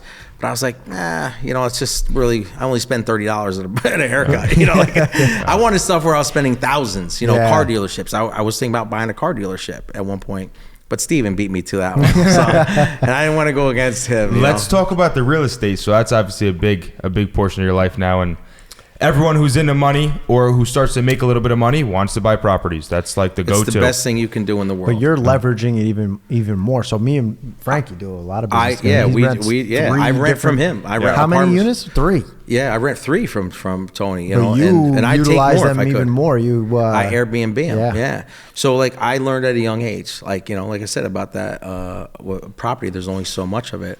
That it's like, you know, get the property. And one of the things I was told by the German guy that I bought one of my multifamilies from, I remember he said, don't ever get attached to it though. Be able to sell it at any time. If the market is high, do not be afraid to sell it. You know, like if you can sell it and make a huge profit and invest that into 2 smaller ones where you're making just as much money, if not more, that's a good thing because that eventually that market goes up and down. You know, it's like, so you catch it on the low end. And the very property that this man sold me was 298 Mill Street. I paid $157,000 for it. What size? It was it had 1, 2, 3, 4, 5 apartments in it. Oh my God. 5 apartments. I'll give you $300 for it right now. No, so I sold it back in 2009 for $300. for $300,000. And that was after the crash. Yeah, it was right before 2008. During. It was right before. It was like right during it, towards the end, where it's like 300,000. So you got out at a good time. I sold everything in 2008, 2009, everything Before. right before it happened. I'm the luckiest guy. I was gonna say, is that luck or did that? Well, you I knew? pay attention to a lot of different things, right? And I started when I was in Home Depot, and I started seeing like the average person in there, like remodeling their home and like talking about flipping houses. I was like, too many people are involved. When too many people are getting involved in the one idea, it's gonna flatline. Yeah. No matter what it is. You know, like when I open up a clothing store, all of a sudden now there's 6 or 7 other clothing stores. It's going to be over soon. Yeah. Because there's only so much, you know, you can't, not everyone can do it. You know, when you have a few people coming in and like buying up and selling and everything like that, it's great. But now all of a sudden you got 400 or 500 people doing the same thing. Right. Now it's first of all, now you're paying more, right? Because I'm fighting you to try to get the property. Yeah. I'm not just, you know, it's not just the 3 of us doing it. So we're paying more money. Now it's, you know, we got to get it fixed up and then we got to sell it. It's just the market gets saturated. So that's what and I don't know how I thought of that. I just said, I was in Home Depot. I can remember seeing these people in there and talking to them, people that I knew that were not flippers. And they're like, you know, this guy's a chef. This one's, you know, this and that. And they're like, I was like, what are you guys doing? They're like, oh, we bought a house to fix up. We're going to sell it. I was like, oh, I got to get the fuck out of this business. It's like, everybody's doing this. And sure enough, it was like by 2008, I had my last property listed at that time. And then, I sold it all, and everything I sold for almost double, if not triple. That's incredible. You see a lot of that Crushed in it. COVID. That was Crushed it. happening too. So Yeah. And could be a then bad sign. Yeah. So, and then I was like, I basically was playing the poker full time, and I was making a ton on my social club, right? And then what else did we do? I mean, I had a lot of different. I'd make investments in anything. Like if I see something where there's money, I'll throw, you know, 100,000, 200,000, million, whatever it takes. I did throw $1 million. How are you managing all of this? So Okay, wait. you're there's a owning. huge- well, finish your question, but I think there's a huge part we're missing too. You're doing so many things. You have your hands in so many things. Yeah. What is I mean, what is the day to day like? What? Yeah. And ready? Is On there- top of all of this, Frankie's got 4 kids. Yeah. Yeah, 4 kids. Yeah. How did you manage that? Yeah. Well, it was fun producing them. That is the fun part. That's the fun part. Then they come and you're like, oh shit. Well, first you do. Yeah. Then But they I love come. the kids. First you come, then they come. Yeah. So we'll go into that. So when I was 20 years old, well, actually I was 19 at the time when I got this girl pregnant, and Danielle. We were only together for like a month. And my yeah, it was in between a relationship with this girl Tanya. Tanya I dated for a couple of years. We break up. I meet Danielle. We date for like a month. We break up. I was never in love with her. She was never in love with me. It was just pure fun, you know, whatever it was for that month. And then Tanya and I kind of ended up back together. Danielle calls me one day, and she's like, we got to talk. I was like, oh, I knew right away. I was like, all right, let me meet you like in the back alley. Oh, jeez. At the top of the stairs. I just started a new business. No, I had to do that. I was like, sorry. So I was like, all right, let's meet up, and we talk. And she's like, you know, I missed my period, blah, blah, blah. And I was like, well, you know, whatever you want to do. And I was like always a big believer in that. It's like, you know, telling someone what to do with their body is like, it's just a no-no for me. I can't, like I said, if you want to keep the baby, I'll support the baby. If you want to have an abortion, then that's what you do. You know, like I'm going to support you either way. And I thought at that age, that's pretty mature of a 19-year-old kid. You know, like I thought that was, but I grew up fast, you know, and she was on the fence about it. Her parents were like, oh my God, literally were booking the abortion. And then she didn't want to do it. That's and then they surprising. didn't want to do it. It was like, it was all over the place. And finally I said I said, listen, you can't keep telling me you're going to have a child and then plan an abortion. You can't do that either way. Pick one. And I hope even if my son sees this or she sees this or whatever, that she doesn't think, I'm not trying to put her under the bus like that, because we were kids and nobody knew what to say or do. I mean, who really knows the right thing to do in this world, right? We're guessing constantly. We're just hoping it's always the right one. And at one point I thought having an abortion might have been the best thing too. But she decides to keep it, and then boom, you know, I end up with Brandon, my son, my firstborn son, man. It's like unbelievable. But now what comes with that? Responsibility, right? So it's like now I'm working harder. It's like my mind is thinking more. Like I can't just have enough money for me. Now I need to be able to support my kid, bring him food and everything else. So now the ex-girlfriend, the one that was the in-between, I dated for 2 years, loses her mind because this girl, you know, we were in love with each other at some point. And this girl that you don't even know is having your baby. It was like, you know, she's chasing me around the house with a butcher knife ready to cut, you know, cut off. But instead, what does she do? She gets pregnant. So at 21 years old, a kid that grew up with his mother and father, wasn't together, swore the only thing I ever wanted to do was get married first, have kids, because I wanted to give I would like hate the fact that my father wasn't with my mother. And I hated that growing up, you know, thinking it was so bad when in reality it's probably good. But the way it shaped you. The way it shaped me. But I don't think your circumstance. Maybe it's a little different for everybody, you know. But here it is, I'm 21, I have 2 kids. I'm working at Pizza Hut making $4.75 an hour.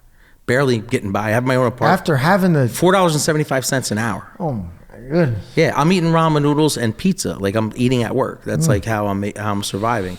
And I have 2 children. Now I got to figure life out. I remember What made you go to the job though? You were always making money. Weren't you making money before? So yeah, no, that was when I was a kid. But then I started working when I was 15. Okay. Yeah, You almost got caught in the we rat skipped trap. some stuff here. Yeah, we've been going back and forth a little we bit. went all over a little bit. But yeah, I started getting a job like at 15. I worked at Marshall's, and then I went to Sizzlers, then I went to Pizza Hut. Okay. And then you know, I had these little jobs doing all these different things. Pizza Hut, I started as a dishwasher. Within a year, I was the store manager. Wow. Yeah, dishwasher, cook, waiter, front end, manager. And then the guy who took me out to be a district manager, and he started. And this is when I quit the place. He brought me out, and actually my boss, Gene Beaver, he said to me, he goes, "What would you change if you were in her shoes? Like she's my boss." And I thought about that question, right? And I'm like, why is he asking me that? Because he wants me to take her spot. I said I wouldn't change anything. I think Jean's the best at her position. And when I went home that day, I was like, this isn't for me. You realized you were This is cutthroat. This is like, this isn't what I want to be. Yeah. Yeah. And Jean's my friend. I'm not about that. And I probably could have did a better job than her, but that's not what it's about for me, you know? And yeah, so 21 years old, 2 kids, you know? And at the time, with her, I was so mad she got pregnant because I thought she was taking the pill with my daughter Miranda. I thought she was taking a pill because I'm like, I can't.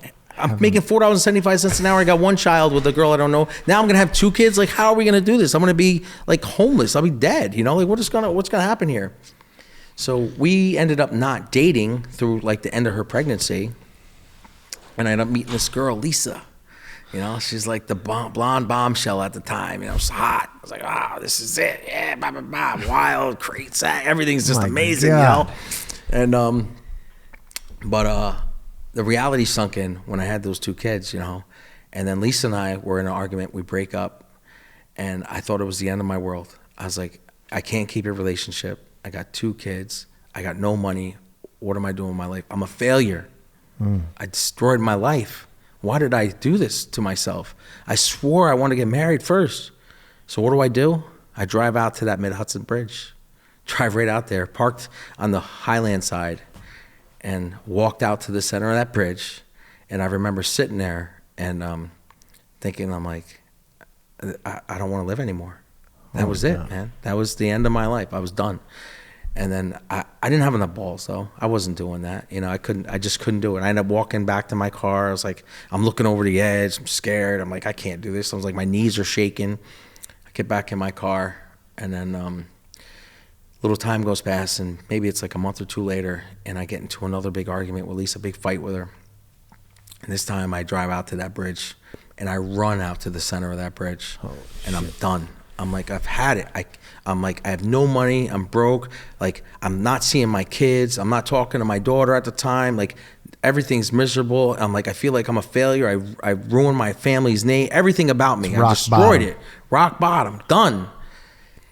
I run out to that thing, and I'm like ready just to hurl myself over that thing. And I just said, what's going to happen after I actually jump here? What am I, like, just think about this for a second. I was like, well, my mom's probably going to think it was her fault, right? She grew up drinking, alcoholic, and everything else.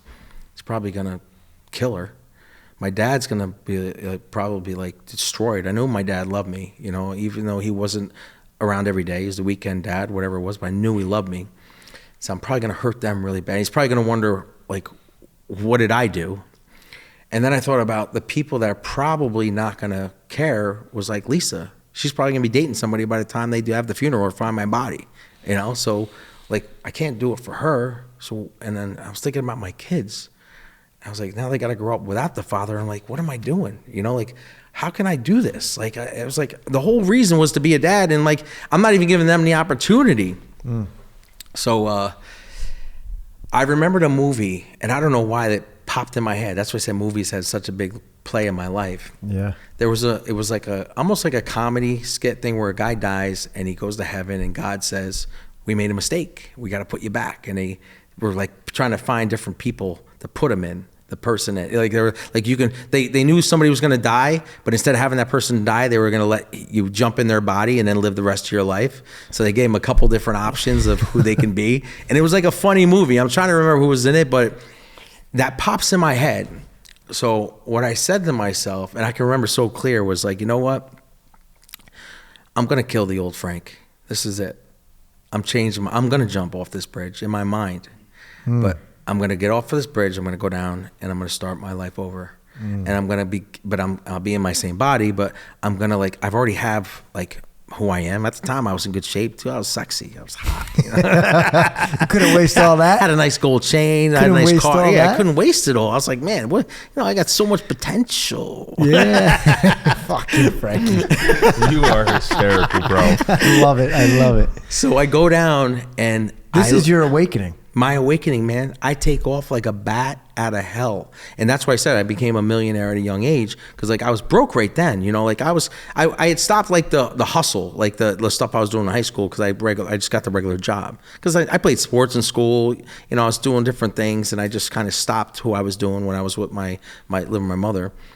But I go down and I started selling t-shirts out of a bucket. And I was working at Color Time Rentals. I remember that's like a rent-a-center. You know, they rent furniture, and I was the best at that too. Everything I did, I was like the best at. You know, the #1 accountant, best repo man, like everything. Best repo man. He was a repo man too. And I'm carrying a bucket of t-shirts that I buy in for like $2 to $3, and I was selling them for $7. And every day I'd sell like 5, 10 t-shirts. So you're talking an extra $50, $60. And then my dad sees, he takes me to the bowling alley selling t-shirts, blah, blah, blah. Next thing you know, I'm sitting up on a street corner over by Dutchess College with a little table selling t-shirts, then sweatshirts.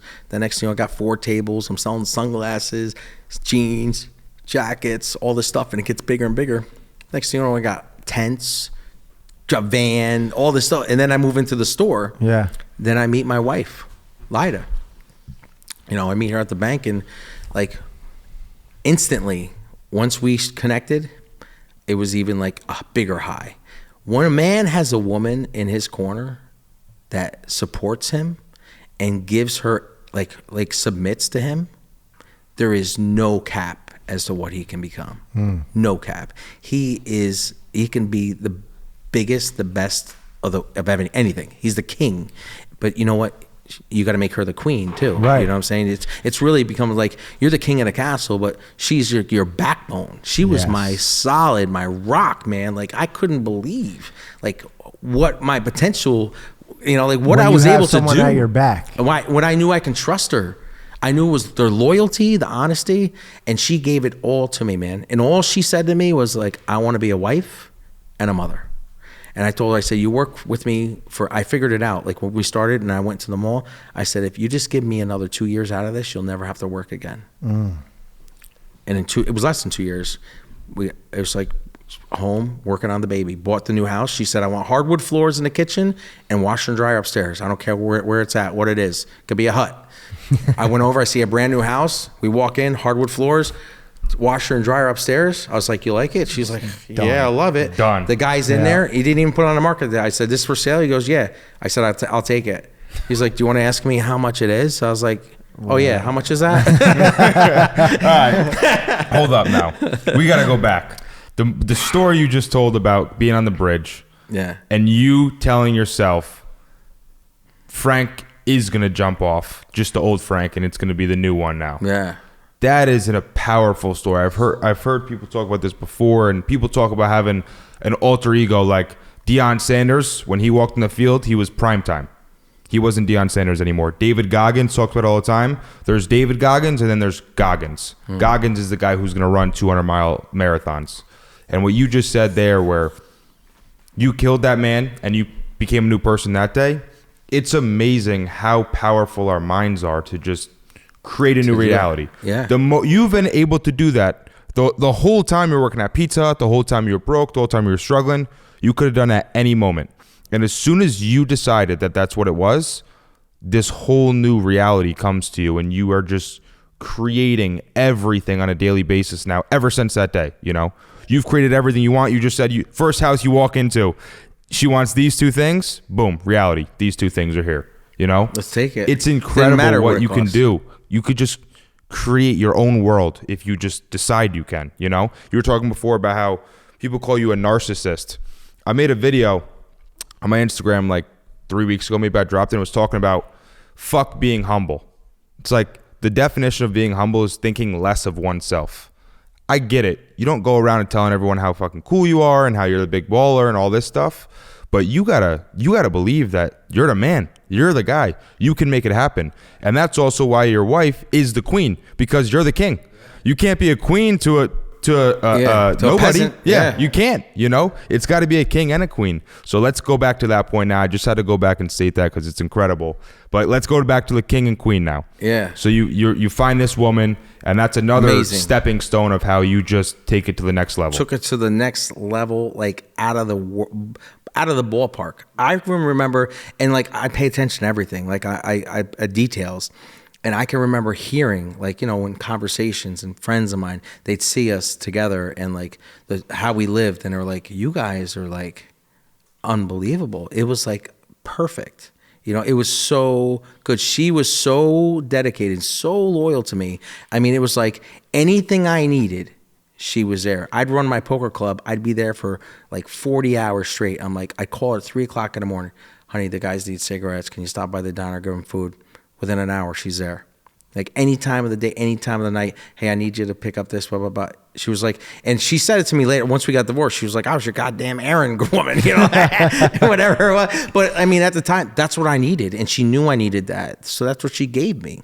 You know, as you get older and like times change and you're into a relationship for 15, 16 years, it may not be as easy. You know, things change a little bit. And it's not that like, you know, when a girl's in her 20s, she's like, googly-eyed and like do anything in the world for you. They hit their 30s, they start saying, yeah, I kind of like figure out who I am a little bit. Their 40s, fuck you, this is my life. Yeah. I want to figure out what I love, you know? It seems like that seems like the natural way. It is, you know, and it's just, that's why, I mean, I'll be honest with you, that's why I think guys end up dating younger girls, you know, and then, you know, as it's just weird, you know, it's just, I don't know, not for everybody, but that's just how it is with me. I ended up like looking for that. Like I wanted that girl who was like infatuated with me and was like willing to like submit to me and say, because I knew what I could do with it. I think there is something powerful there that a lot of people take the wrong way. So you said it like, and I'm in a similar situation, right? I have a girlfriend. Well, actually, she's my fiance now. Yeah, you're having a baby. I mean, it's so, yes. And I'm very excited any day now.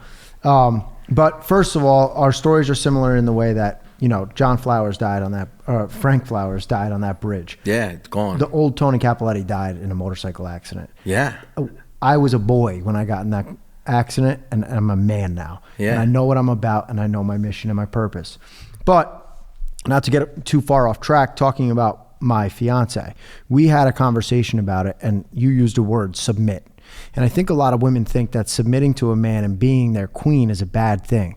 But there's a dichotomy there that needs to exist, because she can't be your queen unless you're the king. But if you're the king without a queen and a family to rule over, what are you the king of? Nothing. So it's like, it's so important to have the two dynamics there, and you become so powerful when you understand that. Me and my fiance, we could achieve anything. Like the structure I have in my life now because of her, I'm doing everything I can to keep her around. You know, I got down on my knee, and that's pretty hard with one fucking leg, but I did it. Wait, which knee did you go down on? one. I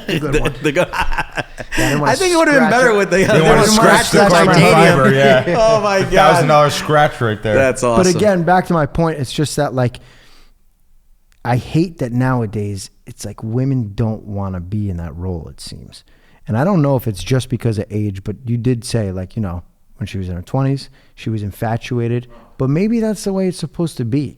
And you, I assume, were giving it back at the time. Oh yeah, like anything she wanted, she got it. What do you want? You need a car? No problem. You want this house? No problem. Right. And Whatever I it would took. do that- They could have and I told me would $1 do that million. for my fiance now You too. think- I think it's because, and I keep saying it, here's my tinfoil hat, the media and everything is pushing toward, The opposite. they don't want us to have that. Yeah. Because again, and we're circling stronger. back, together we're stronger and divided we're weak. Yeah.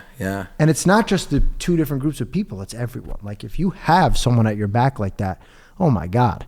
If I have the mental focus knowing everything in my house, in my kingdom is taken care of by my queen, I can go out and conquer all day long. But if you don't have that, well, now you have a whole nother mess on your plate every single day that you need to take care of. So you ever heard of the language of love, different languages of love? I think, there's some Physical bunch of, touch and all these different things, right? So like I heard of that, and I thought about that too with us. Like I'm a provider.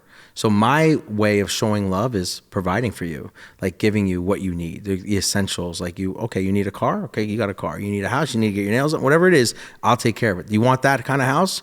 Whatever it takes, you got it. Her way of showing it is, okay, I'm going to love you. I'm going to clean up. I'm going to make sure the house is clean. When you come home, I'm going to cook you dinner. I'm going to provide you with children. Like this was her language of love for me.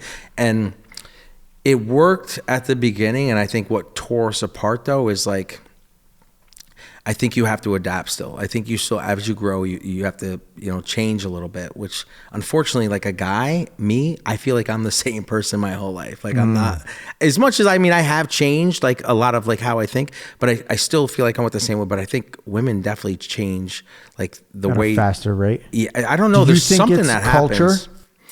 I don't know, man. I will just say it's just like. I mean, look at new culture. Look at women in entertainment now. Oh. Remember back in the day when we had like hip hop queens and they were like respectable, and look at the female hip hop artists now. Like Crazy. It's gross. I And if know. I was a young 18-year-old, we used to like love seeing that nasty stuff, but now it's like, Jesus, where's your father? Yeah. All of them. Well, I think there's a lot of elements we can go back to about the marriages, and I'm so interested in this because I think the number now is 83% divorce rate. When you It's get insane. married, there's an 83% chance that it's going to go south. And there's a lot of different attributes, I think, what you said about just the way culture has cultivated it and what it's supposed to be like, and women more power in the relationship, whatever it is, right? Yeah. I think there's another element of if you showing her love like that, you always have to continue to do more and more, bigger and badder things to keep them interested, because eventually it becomes the same old shit. Yeah, I've had a Mercedes Keep 'em Benz. excited, yeah. I got the Mercedes Benz. Okay, great. What's next, What's next? So after 5, 10, 15, 20 years of that, that's just their normal. And Jeff Bezos' wife, when they got divorced, she's married to Jeff Bezos, the king of the world. Most money you could possibly buy. Most money you could possibly get. She divorces him and dates a math school teacher. Crazy, right? The complete opposite. Goes from $200 billion to $60,000 a year, right? that's Then crazy. Well, they're shows you together. the Hold money. up, they're together. Dude had a And then ruler. she divorces him. She doesn't want to be with him either. So didn't know what's the? I don't know. What's the story there? What does that all mean? that means is, you can't ever make a woman happy. Listen, I didn't all even I'm ask the saying question is yet. What's the message at the it's end of the not day? easy. It's hard, and I think it's there could be a podcast that goes on for days Just about about it. that. Do you know about But I marriage? think Like how it's- long it existed? I think it's only about 1,500 years. I don't know if you ever looked that up. Yeah, marriage hasn't always been. Like it's all what we only know what we've been taught, right? And what we've learned. But marriage hasn't been around forever. And I think marriage, what it used to be, was like to say, if I have a kingdom, you have a kingdom, you have a son, I have a daughter, we bring it together to bring us together. And like because we can provide that, we make us stronger. Joining of families. Instead of not love, now it's like love. But I mean, like, what the hell? What is that really? How do you know you're in love at 20 years old? You don't know what love is, right? You don't know what real, all of that stuff is. You have the feelings, like you got the jitters and the nice fuzzy warm feelings and all that other good stuff. Things filled with blood. you know? I was trying to say it in a PG-13 way, but Yep. yeah, it is it's a crazy commitment. It's a lot of commitment, you know. I mean, it's just I think that it's just changed so much, and the ideas have changed. Now, you know what? Parents are teaching their daughters how to be independent. All these girls are learning how to be independent, not to be a housewife. Nobody's teaching these girls how to cook at home and do all these things. They don't. You meet a girl now, and you know, I watch some of these things sometimes, and I remember these girls saying how, "Oh, I need a high quality man, high quality this and that. And he's got to be this and all these things." And we're like, "Okay, well, what do you have to offer? Like, what do guys? What do we get from a woman? What do we really get from a woman? What do we want from a woman? I tell you what I want. I want a girl that hasn't been ran through, right? Right? Nobody wants that. No guy. And these girls think it's like okay in their 20s to go running around and do this and that with guys that are probably out of their league, most of them, you know, because not every guy is out here banging all, you know, sleeping with girls. There's only a small percentage of them. Most guys aren't doing that. You know, they think that that's what's happening, but It's there's like only the a few top of them. 5% of the guys who are getting all the are girls. sleeping with all of them. Yeah. And these girls are thinking that they're like, oh, I'm with this hot guy, this and that I'm all that in a bag of chips. Until all of a sudden, oh, he's gone with another girl. Oh, and then she goes to another one. Oh, he's with another girl. They're not doing it. They're just doing it to get their, like, they're just having fun. You know, the guys are just having fun. Where these girls think that these guys are into them. And it's not even like that.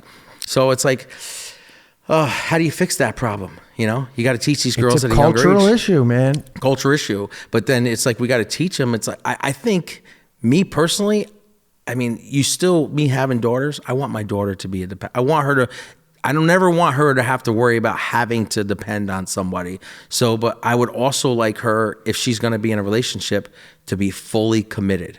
You know, like you have to be able to submit to someone if that's the case. You have to be able to, like, if you really want to be in love with someone as a female, you got to be able to let your walls break down. All right. And if you get hurt, you get hurt, but you're prepared for that if it happens. But what are you going to do? That's what you teach, though, to your daughter. You got to teach her, yeah. Is that part. You I'm gotta trying. be vulnerable and then It's be hard. strong in your vulnerability. Be strong, but Yeah. also be vulnerable. Yeah. You know, it's like, you know, and just with a guy, too, with my son. You know, he's in love now. He wants to get married, all that stuff.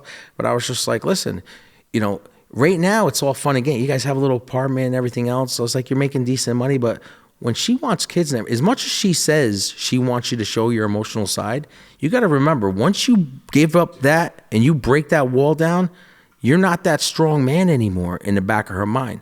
They say they want you to show that emotion until you show it. Once you show it, now all of a sudden, it's like, you know, you're not this godly-like being that they envision you to be, right? Does that make sense? Listen, Yeah, it's terrifying. yeah. All of that is terrifying. The whole dynamic, it confuses me so much. If you take back the lens and look at it, a man and a woman married, when you're dating, you're going out to dinner, you're having sex, you're doing all the things that men and women do together. Now you get married, and now it's like they become your partner in life, like your bro. We're going to make financial decisions together. We're going to live together every single day. We're going to take care of our kids together. We're going to do all these things together for 15, 20 years. How after 15 years do you keep it exciting? How do you keep it to where it's not going to become dull, or you're not going to fight, and there's not going to be all these negatives that come from it, you know? It's so normal to get into a marriage, be partners for life. And dude, I get tired of him, and he's my best friend. You get tired of everyone. You get tired of everyone in your life at Things a point. happen. And you're just because you love this person, you're supposed to now say, I'm going to be with you for 30 years. We're going to spend every minute together. I mean, it's pretty hard to make that work with one person for 30 years. Well, you know? I think the problem And stay with them. is we live in a world of instant gratification and replacement, right? So if something's not working, you don't fix it.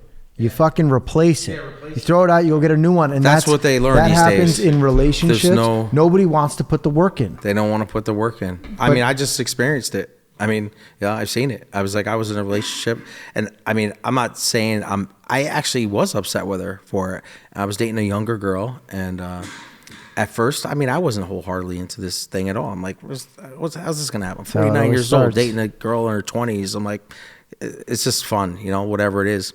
And then towards the end, I started like actually really catching big feelings for this girl. And then she says to me, like, you know, she felt like on eggshells the whole time. And instead of trying to figure it out, it was just the best thing was to do, like, end it. And where she probably had this great relief at the end, like, oh, I can't go back to that. But it was like, how do you not give us the opportunity? Like, I don't understand that. Is that what they learn now? Dude, like, it's I'm just like a telling you. throwaway society. I'll say You it know? again. Dude, there's too it's many a options. cultural problem. I think it's a big problem of it is social media. It's like you just think you have all these fucking options, and if one thing doesn't work out, on to the next. Well, one. you used to listen before social media. You lived in your town. Yeah. You had Right. 7 hot women in the town. Yeah. Right. And 7. You were competing for 7 women. You got that woman, and that was the best you could find. That was now. it.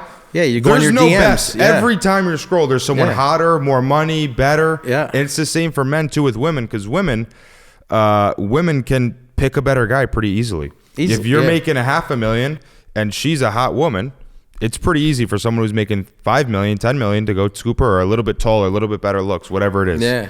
So it's so freakishly competitive, and we live in a world where, like you said, the shiniest thing is going to win, the shiniest best object, and it's very easy to replace in today's world. So you look at a $10 million yacht, right? Some guy owns a $10 million yacht. You know how hard he had to work to get to that yacht?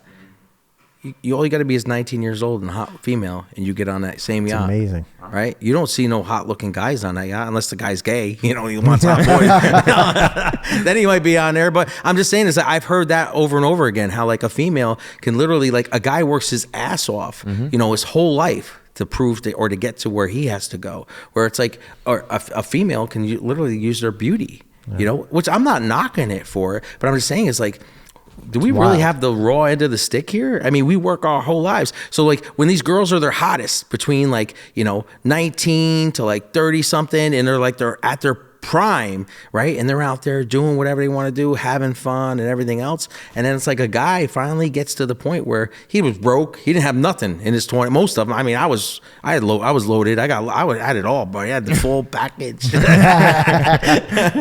we were like Magic Mike on drugs. I love it. Like triple X. Yo. Oh, I was killing it, bro. I was like, I used to have a sports car, right? When I met my wife, I had this the Mitsubishi 3000 GT. Oh my god, that was And the hottest car out back then. It I was the remember hottest, when the that first came out. VR4. Yeah, and I had this little, you know, those little things that said "baby" on board. Yeah. Well, I had the thing in the back of my window that said, I like to have sex in every day that ends in Y. You know, I pull up to her house. I remember the day her dad walks out around the car, and I'm like trying to pull it off the back window. I was like, oh my god. I used to have in the back of my Mazda 6 when I was 17 high school. It said 4 doors for more horse. Yo, that's great. That is a good one. I was an asshole. I was 17. I was broke then, so. Yeah, but most guys are broke. You know, they can't give you all these things. So now they finally get to that point when they're in their 35, 40 years old, and now it's like they got money, they're more distinguished. I think guys actually get better looking as they get older, right? Because they become more mature. And now it's like all those girls that are like that same age are like wondering why don't you guys want to be together? Well, you know, you guys tortured us in our 20s. Yeah. You guys were all dating those guys that were 35, 40 years old, tortured us and slept with all of our friends and did all this other crap. You wonder why we don't want you now. Like, what the hell? I don't want that. That's why I always stuck to like, you know, just certain kind of girls. Like that was it. Relationships and marriage is such an interesting topic to me. It is. I swear to God, I could talk It's about tough. it forever And how- because It's You tough. know, women are they're the great decider. They decide who get to pass Yeah, their they make- jeans on. they make the and rules. Who don't. they You make know. the rules. And unfortunately, a lot of these girls are deciding everyone.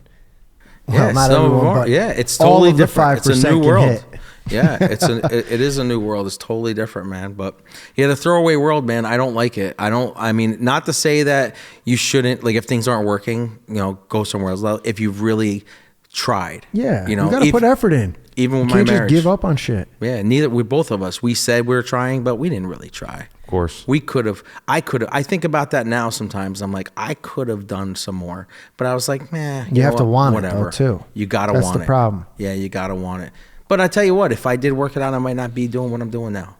You know, I've touched so many lives in the last, you know, year, 5 years, 10 years, whatever it was. I've touched so many lives and probably changed some, like dramatically, like seriously, like took people that were homeless now living in a home, working, being able to not only just take care of themselves, but their families, who now those kids are going to grow up, learning how to work, learning how to provide, learning how to do things. So the stuff that we're doing now, forget about the next generation. This is like 10 generations from now where a lot of that stuff, we're a product of our ancestors. Yeah. We're only in this position now because of stuff that people did hundreds of thousands of years ago. And it just kept growing and growing and learning. And we've lost a lot of stuff along the ways. People can't go out in the ocean and look at the stars and say which way they're going anymore. Right. Years ago, they didn't have sonar. They didn't have like all these compasses and maps. They'd be like, okay, line it up. And then, we go out in the ocean now. If you and I get out on the Hudson River, we can't get to Highland. We're like, wait, what side is the bridge on? It's true.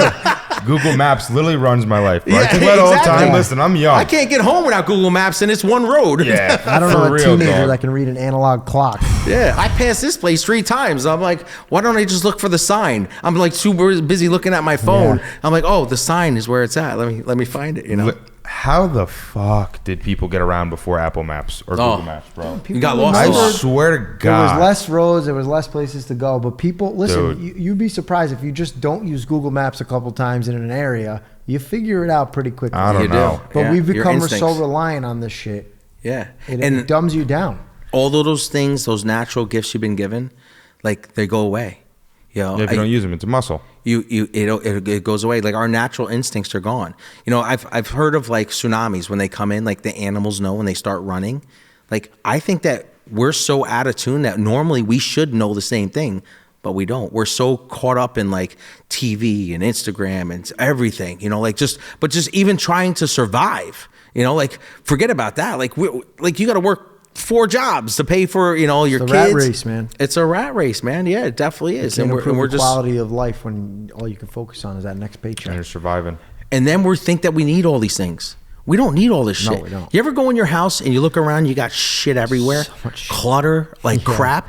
You don't need anything. When I was after my divorce, I was living. I was staying in I was traveling to Vegas, Florida, staying in hotels for like 2 years. Finally, I moved back into Poughkeepsie. When I decided to get an apartment, before I got the actual apartment, I was staying at my sister's house, and I had this guy who was staying with me who literally just got out of prison, and we were trying to figure out I was trying to figure out how to get him a job, an apartment, and we had the Christmas shop. And one night he asked me, he's staying in a shelter. He says, "Do you mind if I stay here tonight?" I don't want to go back there, man. They pee. It's like they're using drugs. He's like, and I could tell he wasn't about that life. The guy's trying to get his just caught kids up. back. He Yeah. just got in a bad spot. I said, no problem. I let him stay there, and I stayed with him. I can't leave him in there by myself. I got everybody's Christmas gifts in there. Yeah. So I go get 2 couches. I face him away from the window, and we slept in there a few nights. And I'd go to my dad's house, and we take showers the next day, and then go back to work. Doing the Christmas stuff and whatnot. And then finally, I got the apartment with him. But I just remember thinking to myself, I was like, I forgot where I was headed with this. I was going somewhere with that. I You're was gonna have to tell us. I was thinking helping people and bringing him to. I don't know why you started the story though. Yeah, no, there was a reason why I just like lost my train of thought. I was thinking about him with the apartments. Material things. Yeah. Talking about Material Yes. things. Yeah, the material thing. So, but I realized, right? After we spent like a week in this place, right? We spent a week literally living in the store, and all I had was like an outfit or 2, a toothbrush, and little things, and I'm like, what You're the fine. fuck do I need? Yeah. Like I'm literally living on a couch, and I remember that like thing come over me, saying to myself, because then when I got the apartment, all of a sudden now I gotta have a mixer, I gotta have a whisk, I gotta have like all these whisk. things. Oh, I gotta I have love it. like the KitchenAid Yeah. and all these different like stuff that you use one time in your life. I'm like all these. Oh, I need a TV for the living room, a TV for the bedroom. You gotta Right. have this, you gotta have that. Oh, you need dressers. I'm like, what do you don't even need all that stuff. What do you need? You need a tracksuit, Yeah. some deodorant, and I love it. That's it. A little gel, hook it up. And I mean, you really don't need all of this crap. We're consumers. And what do? We would turn on the TV and all they do is sell, sell, sell. They were me at 15 selling you sunglasses and gum and everything. Like all they're doing is sell. And we're suckers for it. Yeah. We buy it and we feel like we need it. We gotta have It's it. all I gotta part of need the the trick, newest man. jacket. I gotta have the biggest house.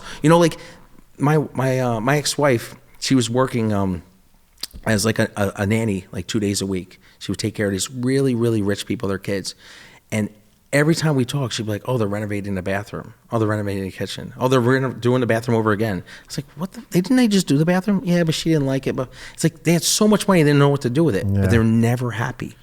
Never happy. You're just constantly trying to find ways to make yourself happy, when in reality, you have what you need. Yeah. You just got to pay attention to it. Wait, she had 2 kids. You know, she's hiring my wife to watch them 2 days a week, when, like, spend the time. You're multimillionaires.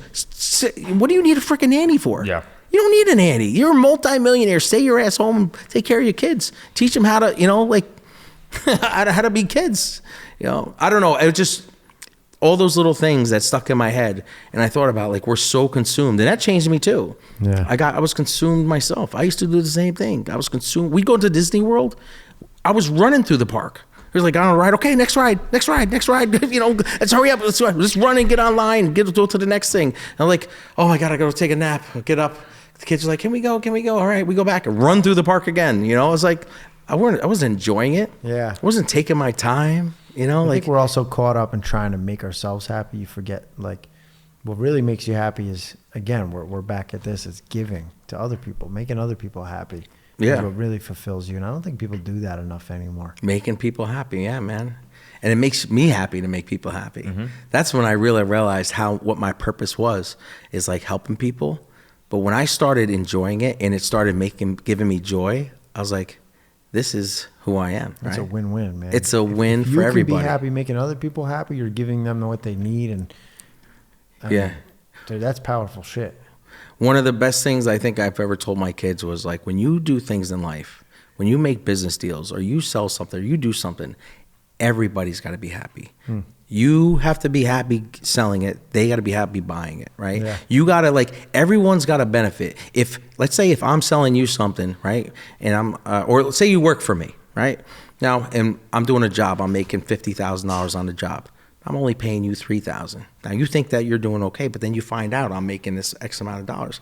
You're gonna be like, what the fuck, man? Yeah. I worked on my ass. You made all this money. I didn't get it. It's like, you're not happy. I gotta share it. I gotta show the love. You know, Yeah, like, you're right I mean, by even people. if it was like, you know, not giving you all of it, like, I should make more because of this, is like, you don't get the job and everything else, but you have to be able to, like, everyone's got to feel good about it. Yeah. Like, you can't be like, take it all. You got to share it, man. And when you learn how to master that, you master life, man. When you know how to make everyone happy at the end of a deal, when you're all in a room and everyone's shaking hands, where nobody's walking away from the table upset, you've mastered it. You win. It's a Everybody wins. win-win. Yeah. I'll share a story to that, and then Tony, you can ask your final question, because we are going on a little over 2 and a hours. half. Holy Yeah. shit! I gotta Yeah. get out of here. So- What? I know. I can hear your fucking phone won't stop You know, I'm ringing. charging you guys $700 an hour. This is another side hustle. How you doing? So I'll tell my story, and then you can ask your final question, which you always like to ask.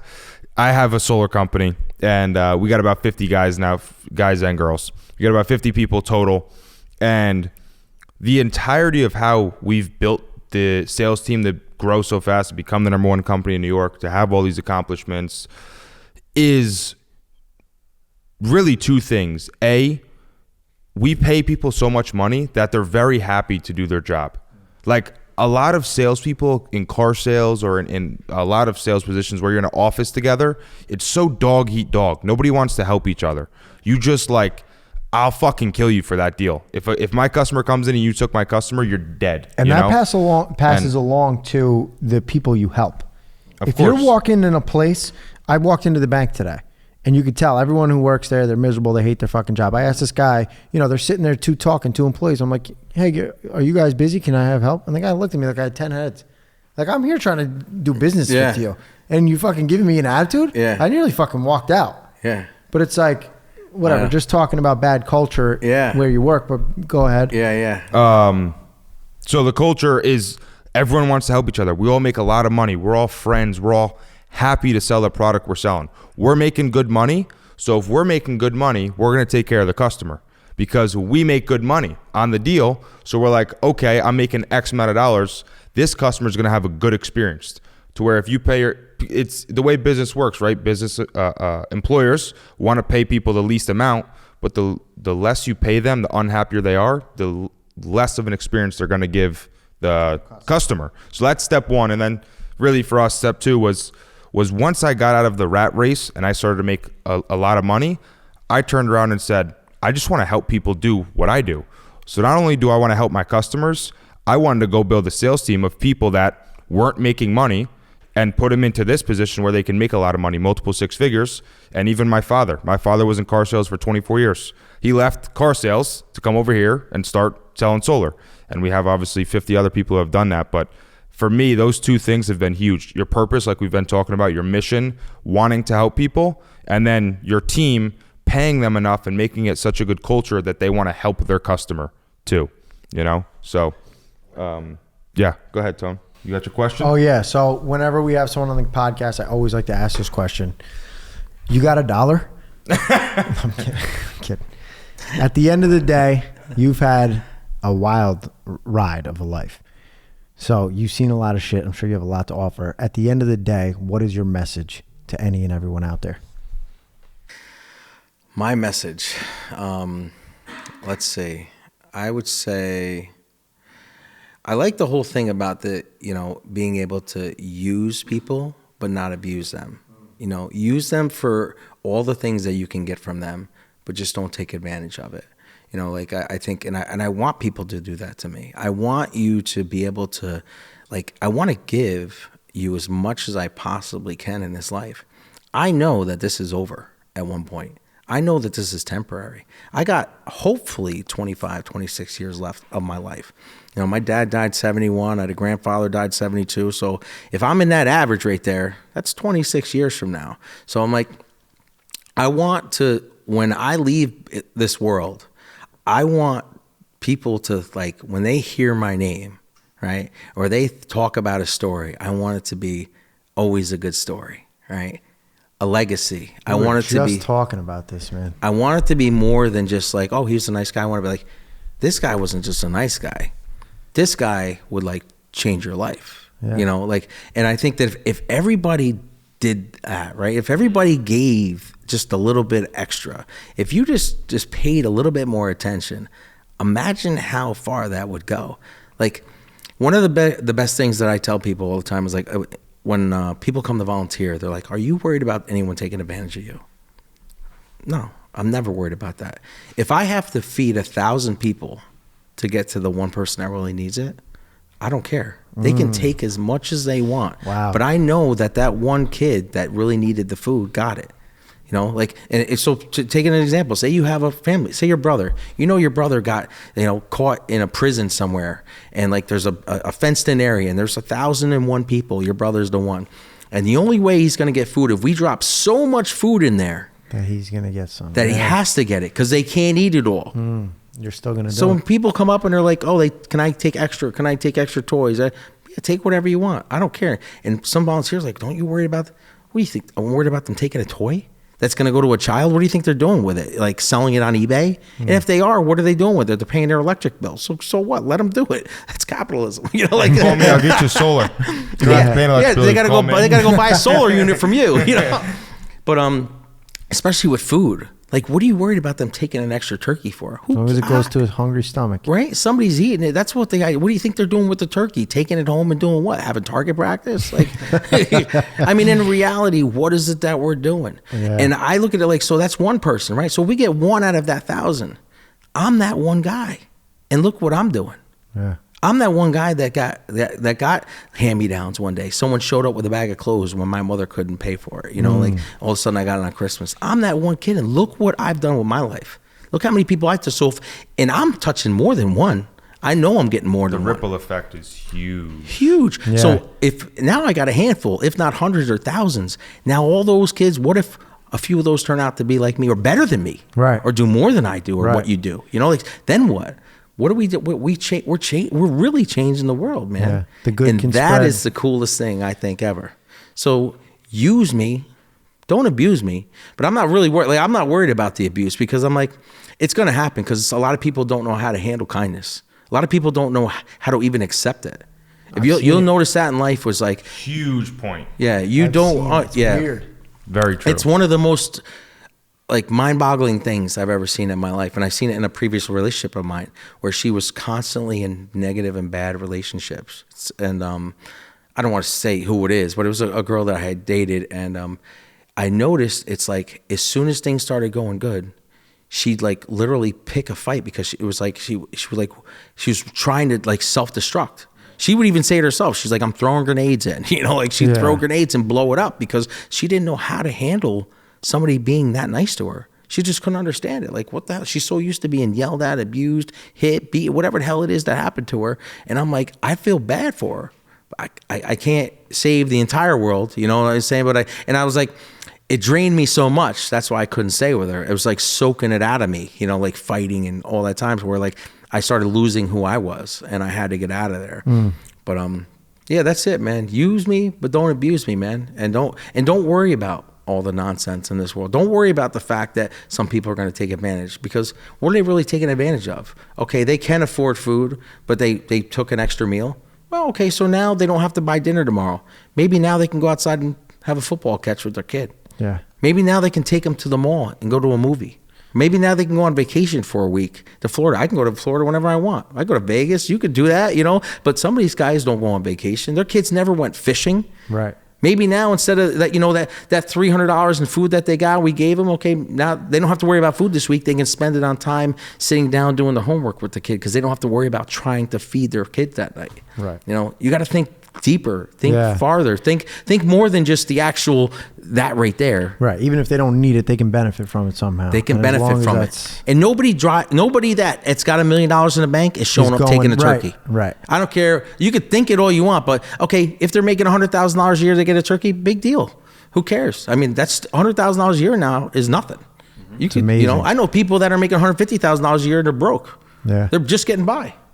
Yeah, I know people making $200,000-$300,000 a year that are still broke. Dude, I swear to God, man. I swear to God. There's people on my sales team.